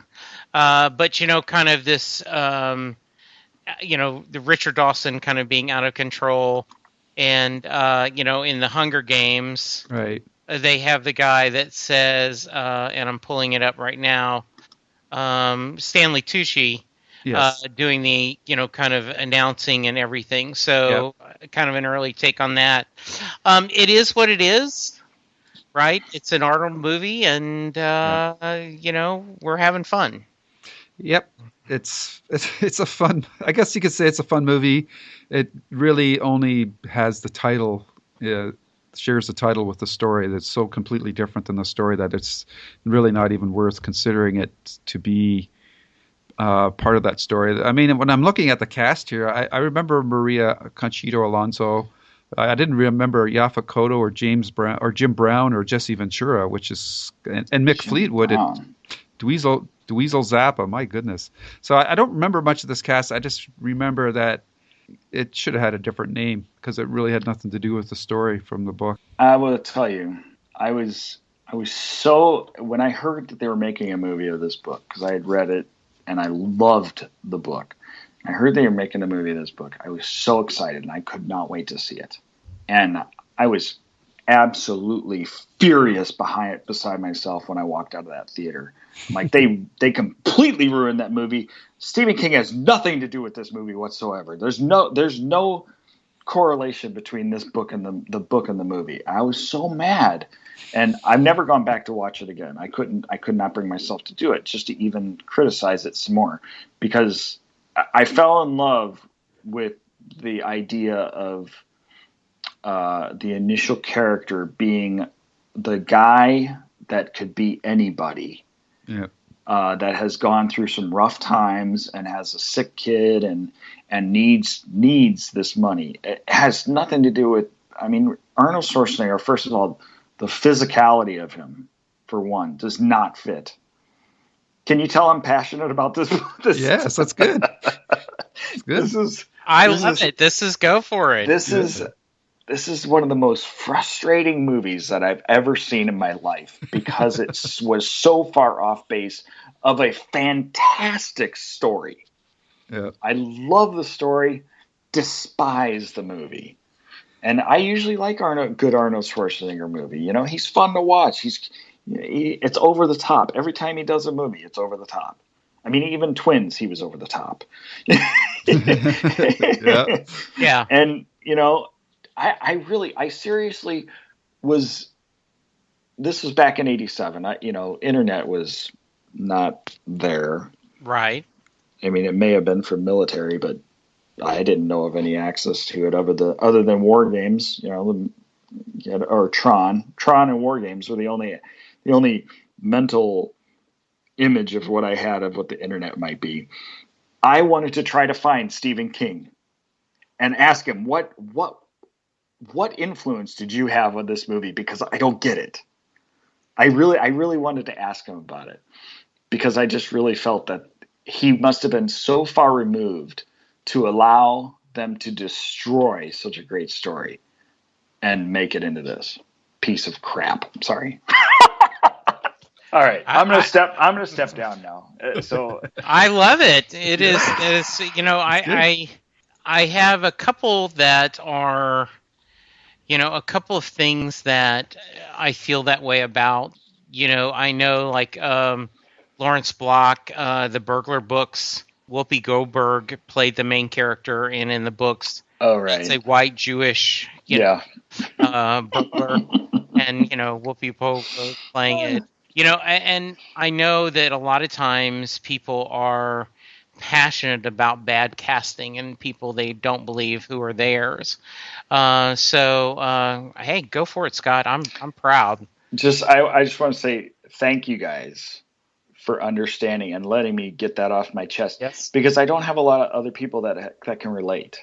Yes. that go, well, I never read the book, so I don't have any reference. Yeah. Yep. So it's really nice to be able to talk to people that actually understand where I'm coming from on this movie.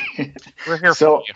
I want to know, Lou. Yes. You said that it doesn't even match either. No. Were you like frustrated the way I am about this movie, or did you just kind of let it go?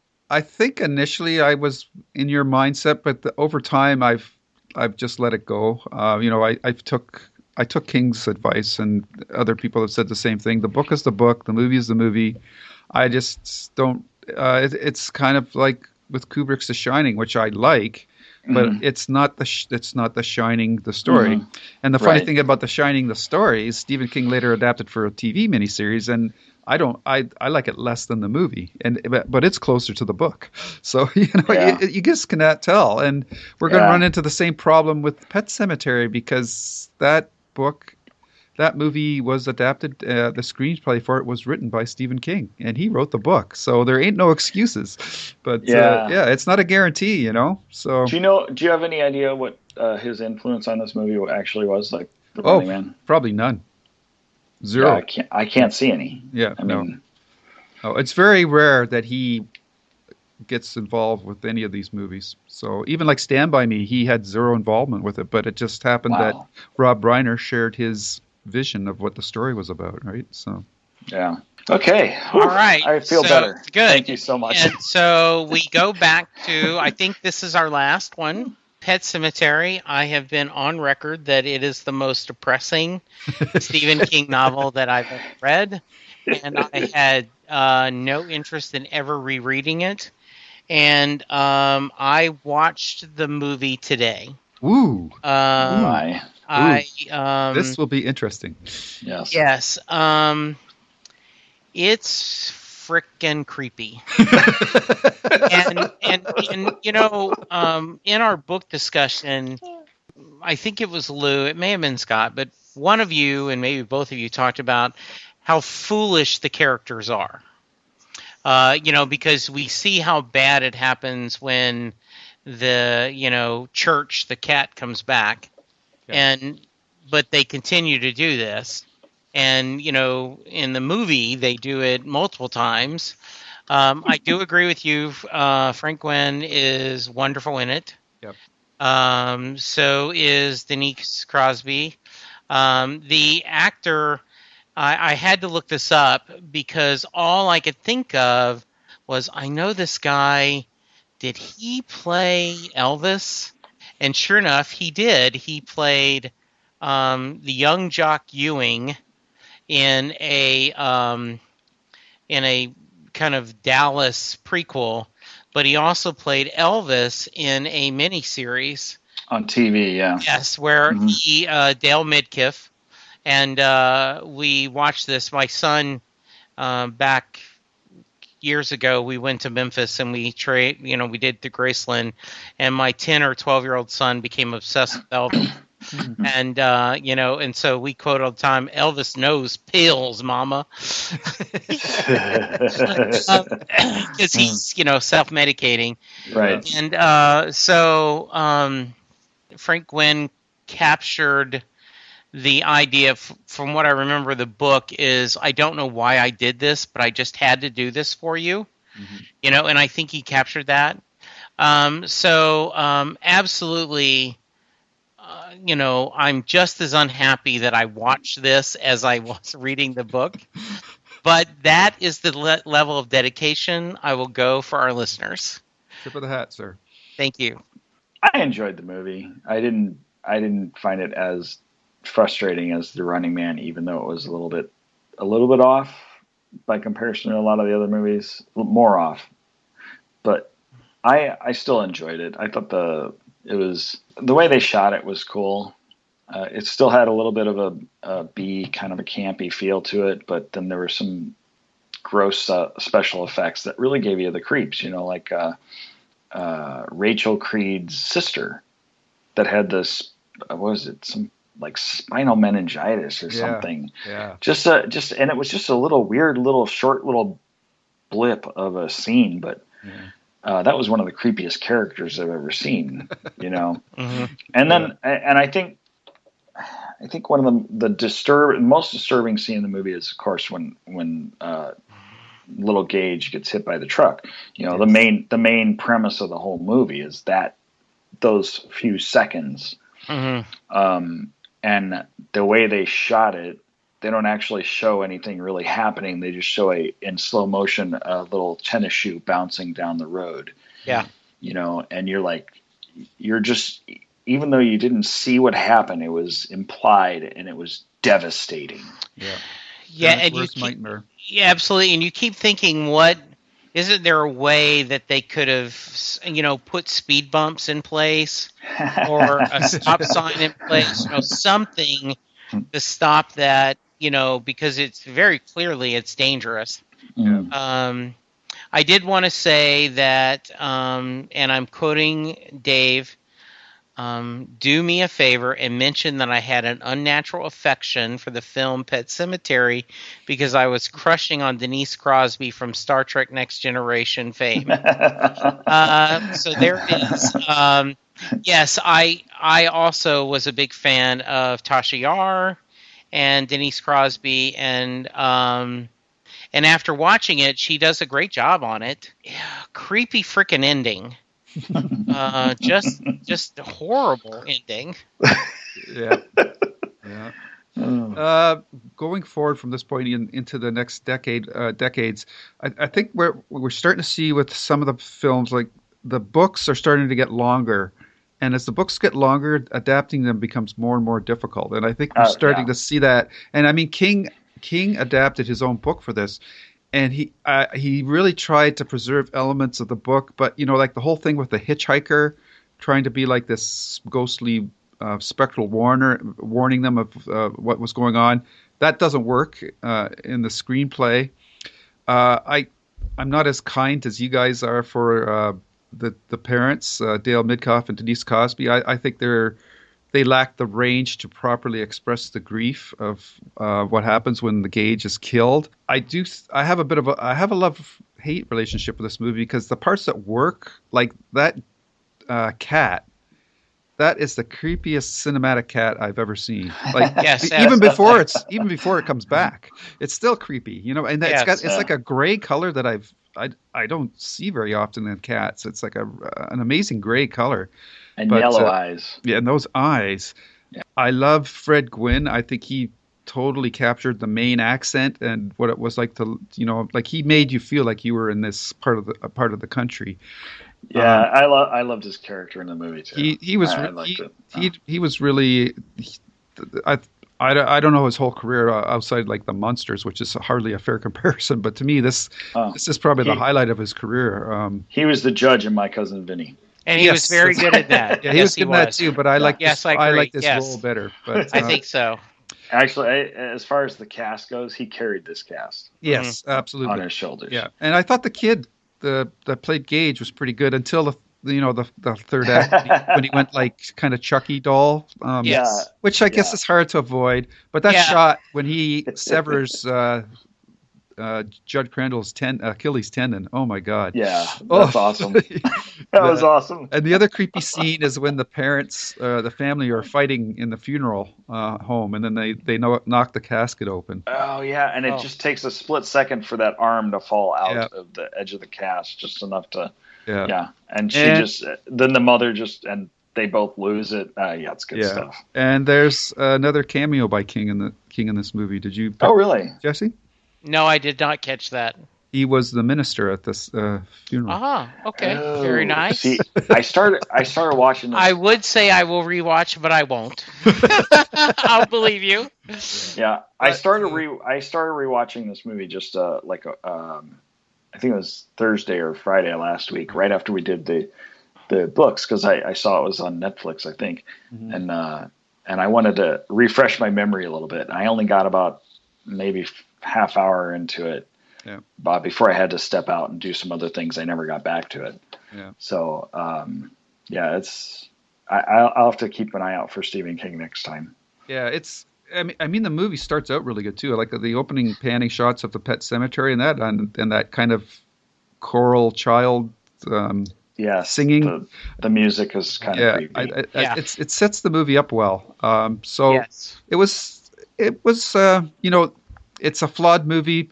But if you've read the book, you can see where if this was done properly, this could be a really horrific movie. I mean, it's creepy as it is, but I think it could even go to 11. I love to use the nice. Final Task comparison. But I don't think love the Pascal. story. Yeah, Pascal in this movie was awesome. He's all messed up every time he sees it. Yeah. Yeah. So talks to the little girl who was I'm sorry, she's a terrible actress at that age. Yes. Yeah. Oh well. Yeah, here I am judging, and I've never acted before, so I should shut my mouth. No. I mean, that's what we're here for.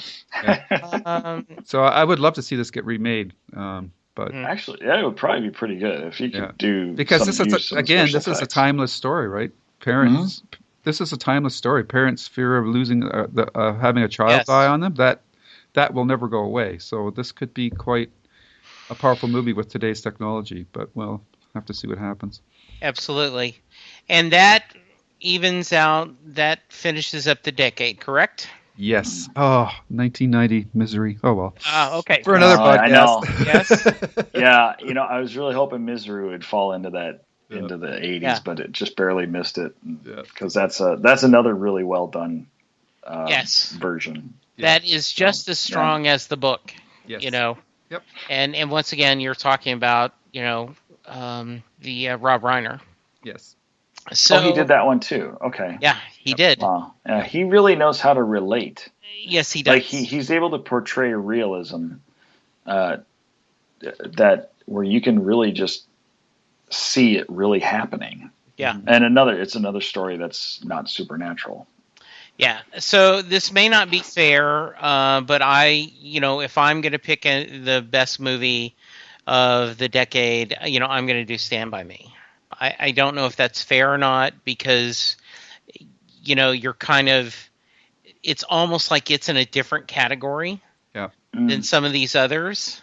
Yeah. But it seems like it's produced on a different level. Absolutely. Yeah, I would agree with that.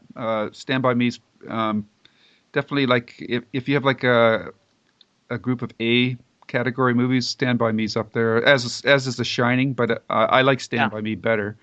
And I also would put Dead Zone just is kind of between A and B movie for me, but it's up there too.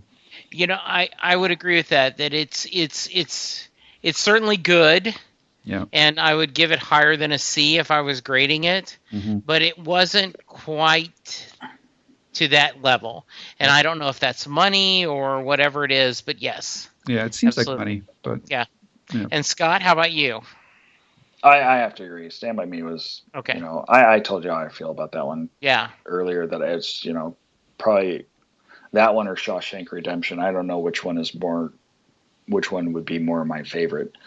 Just for the movie quality. I'm not going to go into the comparison of the books with these two. I just thought they were both so well done. So, and another, I like I've said it many times. I'm going to say it one more time, and it's the realism, the reality of it being part of the story. Yeah, and that this one didn't require a lot of special effects. Oh, yeah. So, and a lot of the other ones actually did kind of need those special effects, and that's kind of, I think that's where they fall short being made in the era that they were made, because in the 80s the special effects weren't exactly phenomenal. I mean, everybody made a huge deal about Tron, and really that wasn't right. But at the time, for the time, yes, you had to work with what you had. So absolutely, I think this was probably easier to produce than the others. Like you didn't have to come up with these crazy ways of portraying a special or scene that Stephen King describes that would be considered like needed a special effect. With Stand By Me, you were just filming people. Yeah, that's it. Yeah. So, any final thoughts? Can I mention that I hated The Running Man? Yes. Yes. I'm sorry. Yes, you can. I didn't know that. Thank you. And why exactly is that, Scott? Yeah. Anything in particular? Yeah. I would just mention, or I would just like to pass on to people who, who are not maybe that familiar with Stephen King movies and that. And we've only talked about the 80s, but I would also recommend, obviously, The Shawshank Redemption, which is my all-time favorite movie. Okay. Another one I really like is The Green Mile. And The Mist, which is a straight-out horror movie. Green Mile and Shawshank Redemption are almost like bookend movies because they're both prison movies, but they're different takes on it. One's from the side of the prisoners, and the other one's from the side of the guards. Mm-hmm. So that's kind of cool. And The Mist is just a straight-out horror movie, B-horror movie, but it's really well done, even though it's on a tight budget. But Frank Darabont used the crew from The Shield, I believe it was. So it's got a lot of handheld stuff. So you get, as Scott mentioned, you get a very realistic feel as people are running around this grocery store trapped in the mist. So those are the other movies I would recommend you check out. And if you don't, I'd like to jump in for The Mist just real quick. Yeah, please. And Lou, I listened to you guys, the podcast that you did, and where you're talking about The Mist, the movie. Okay. And that you guys were mentioning how Spoilers. like on the Blu-ray actually has it in black and white. Yes. And that really, really intrigued me when you mentioned that. And I just listened to it like right before we did the last podcast about the books. And I haven't had a chance to go and try to find it but I would love to see that in black and white. I think it would be a blast. Yep. I have not seen this, but you guys talking about it enough. You won't like it, Jesse. Okay. Oh, tell me right now. I shouldn't. Okay. You thought, especially the end of the movie is really hardcore. Okay. So yeah, if you didn't like Pet Sematary, this is like that. Okay. Yeah. And I will pass that on. I will go back. What's funny is Scott's talking about Wes Craven's passing. Yeah. And I want to mention that Dean Jones passed. Is an icon of my youth. I saw so many Disney movies, The Love Bug and Blackbeard's Ghost and all these things. Wasn't he the Shaggy DA also? Yes, I think he was. So tells you where sides of the spectrum you and I are at. I just pulled my Mist DVD, and I only have it on DVD. It's a 2-disc collector set, and the second disc is the black and white version. So I still have to get a Blu-ray version for this, but it's pretty cool in black and white. It really reminds you of like those old 50s movies, like Them and Them, yeah, the original. Plan from The Thing, stuff like that. What was it? Plan 9 from Outer Space? Giant Tarantula. Yeah. Oh, yeah. All that fun stuff. The original Little Shop of Horrors. Yeah. Okay. So thanks a lot, guys. This was a blast. I hope people are going to enjoy these 2 podcasts talking about terrible things, but there's, you got to go through hell to get to heaven. And that's what some of these King stories are all about. Yeah, absolutely. So we've kind of plugged your podcast, but tell us how we can get a hold of you, Lou, and if they wanted to hear more Stephen King discussion. You guys cover everything. I mean, the latest is about the King tour, and you've had someone and. Haven, you guys will talk about once it comes back, and mercifully, we will not talk much more about Under the Dome. Yes. And you just sparked my memory. If people are interested, especially Scott, if you really like Maximum Overdrive, one of our podcasts is with Tyson Blue, and he was actually on the set when King was filming that movie, and it's quite a funny story, and it just shows you how much times have changed about how he had to look for the set. They were actually filming it on a highway somewhere, and he drove by it because he thought it was real, and he turned around and came back. So there's a lot of fun stuff like that. Do you know what's the name of that episode? Because you guys have really interesting names for your episodes. You don't really like mention like a specific book that you're talking about. It's more of a theme idea, which I like. What's the name of that one? Do you know? Well, you guys talk for a little bit. Okay. You guys also discussed, I guess, on Kevin Smith's Babylon. You guys talked about something of redoing of a movie, and I was like, I need to hear the Babylon, and I had trouble finding it. So very interesting. Scott, how can they find you? You can find me on Twitter at Scott's Eye, or if you're like photography at all, you can see my photography at Scott Compton Photography on Facebook. Also on 80's Reboot, I'm part of the Twitter page there too, so I'll throw stuff out there on that one, and the Facebook 80's Reboot Overdrive, of course. Okay.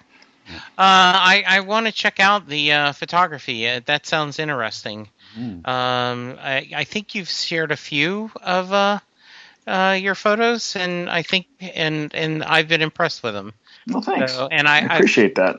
Yeah, I love the your Twitter handle. How that is kind of a nice pun. So, the Scott's eye? Yeah, exactly. Yeah, that's my photographic eye. I had a website. See, nobody got it though. Okay. Yeah. It was a little too obscure, and so I do have a new website. It's called scottcomptonphotography.com, and it's more straight to the point. You're getting photography. It's not just Scott's eye. Yep. So it didn't work. That. Yeah. I wish, I really thought, I'm like, oh, this is a great name. This is a great name for a website. Nope, didn't get anything. So yeah. Anyway. Okay, so I found the episode. It's episode 41. But unfortunately, the title is not going to blow you away. It's simply Maximum Overdrive Review. Oh, really? I must have missed. Okay. I mixed that one. But most of the time, I try to combine the two things that we're doing and put them together. So like one was about a movie version of Grandma. It was called No Mercy. So or called Mercy. So the episode title was called Grandma Gets No Mercy. So stuff like that. Other podcasts you can hear me on, of course, me and Jesse are on the Farscape podcast over at scapecast.org. I think we're about halfway through the 4th season. That's a really fun series. If you haven't checked it out, please do. Absolutely. I am finishing up on Next Stop Everywhere. We are almost at the new season, and we've had some great guest stars that have picked a episode and kind of talked to us. What I'm most excited about is in this 80s feed, we discussed the Bruce Springsteen albums of the 80s, and that's now available. And I convinced Rob that we should do a Bruce Springsteen podcast, and it's called Set Lusting Bruce. And I've already got 3 guests that we've already recorded 3 episodes that are already in the feed. And another thing, Scott, I'm thinking about doing is Wendy Hembrook, who Lou and I podcast with on Game of Thrones, and she's one of the co-hosts of Tuning Into Sci-Fi TV, is a huge Pearl Jam fan. And I told her that what we should do, and Eddie is a big Bruce fan, and he's covered a lot of songs back and forth. Right. And I told her it'd be interesting to have her come on and talk about Pearl Jam. And then Rob was saying that Wilco, he loves Wilco, and him and his wife have seen them, countless times. Right. So we might have to have a heavies. A heavy metal night on Set Lusting Bruce, and kind of talk about that and everything. So, not that you're not welcome to come and talk about Bruce, but I think that would be kind of an interesting that, we're going to focus mostly on Bruce, but we are going to talk about other musical obsessions and things. So we'll see how that goes. All right, keep me posted on that, definitely. I will. And I am at Jesse Jackson DFW, and I leave tomorrow as we're recording this, which is September 2nd, to Dragon Con, and I am sad that I will not be meeting Lou. Yeah, I wish I could go. We had such a great weekend last year. Those aren't pillows. Those aren't pillows. And, so, yes, it is. That's a great story, guys. It is just a wonderful story. Awesome. Absolutely. That's funny. Yeah. So for now, we will say thank you, and remember to tuck the covers underneath your ankles, and try to run to the bed before the light gets off. That's it. Thanks. Goodbye. Bye, everyone. We hope you've enjoyed this show. This podcast is part of the 80's Reboot Overdrive channel on Southgate Media Group. You can follow us on Facebook on the 80's Reboot group page. We're also on Twitter and Tumblr at 80's Reboot. We invite you to check out all the wonderful podcasts and blogs available at southgatemediagroup.com. And thank you for reliving the 80s.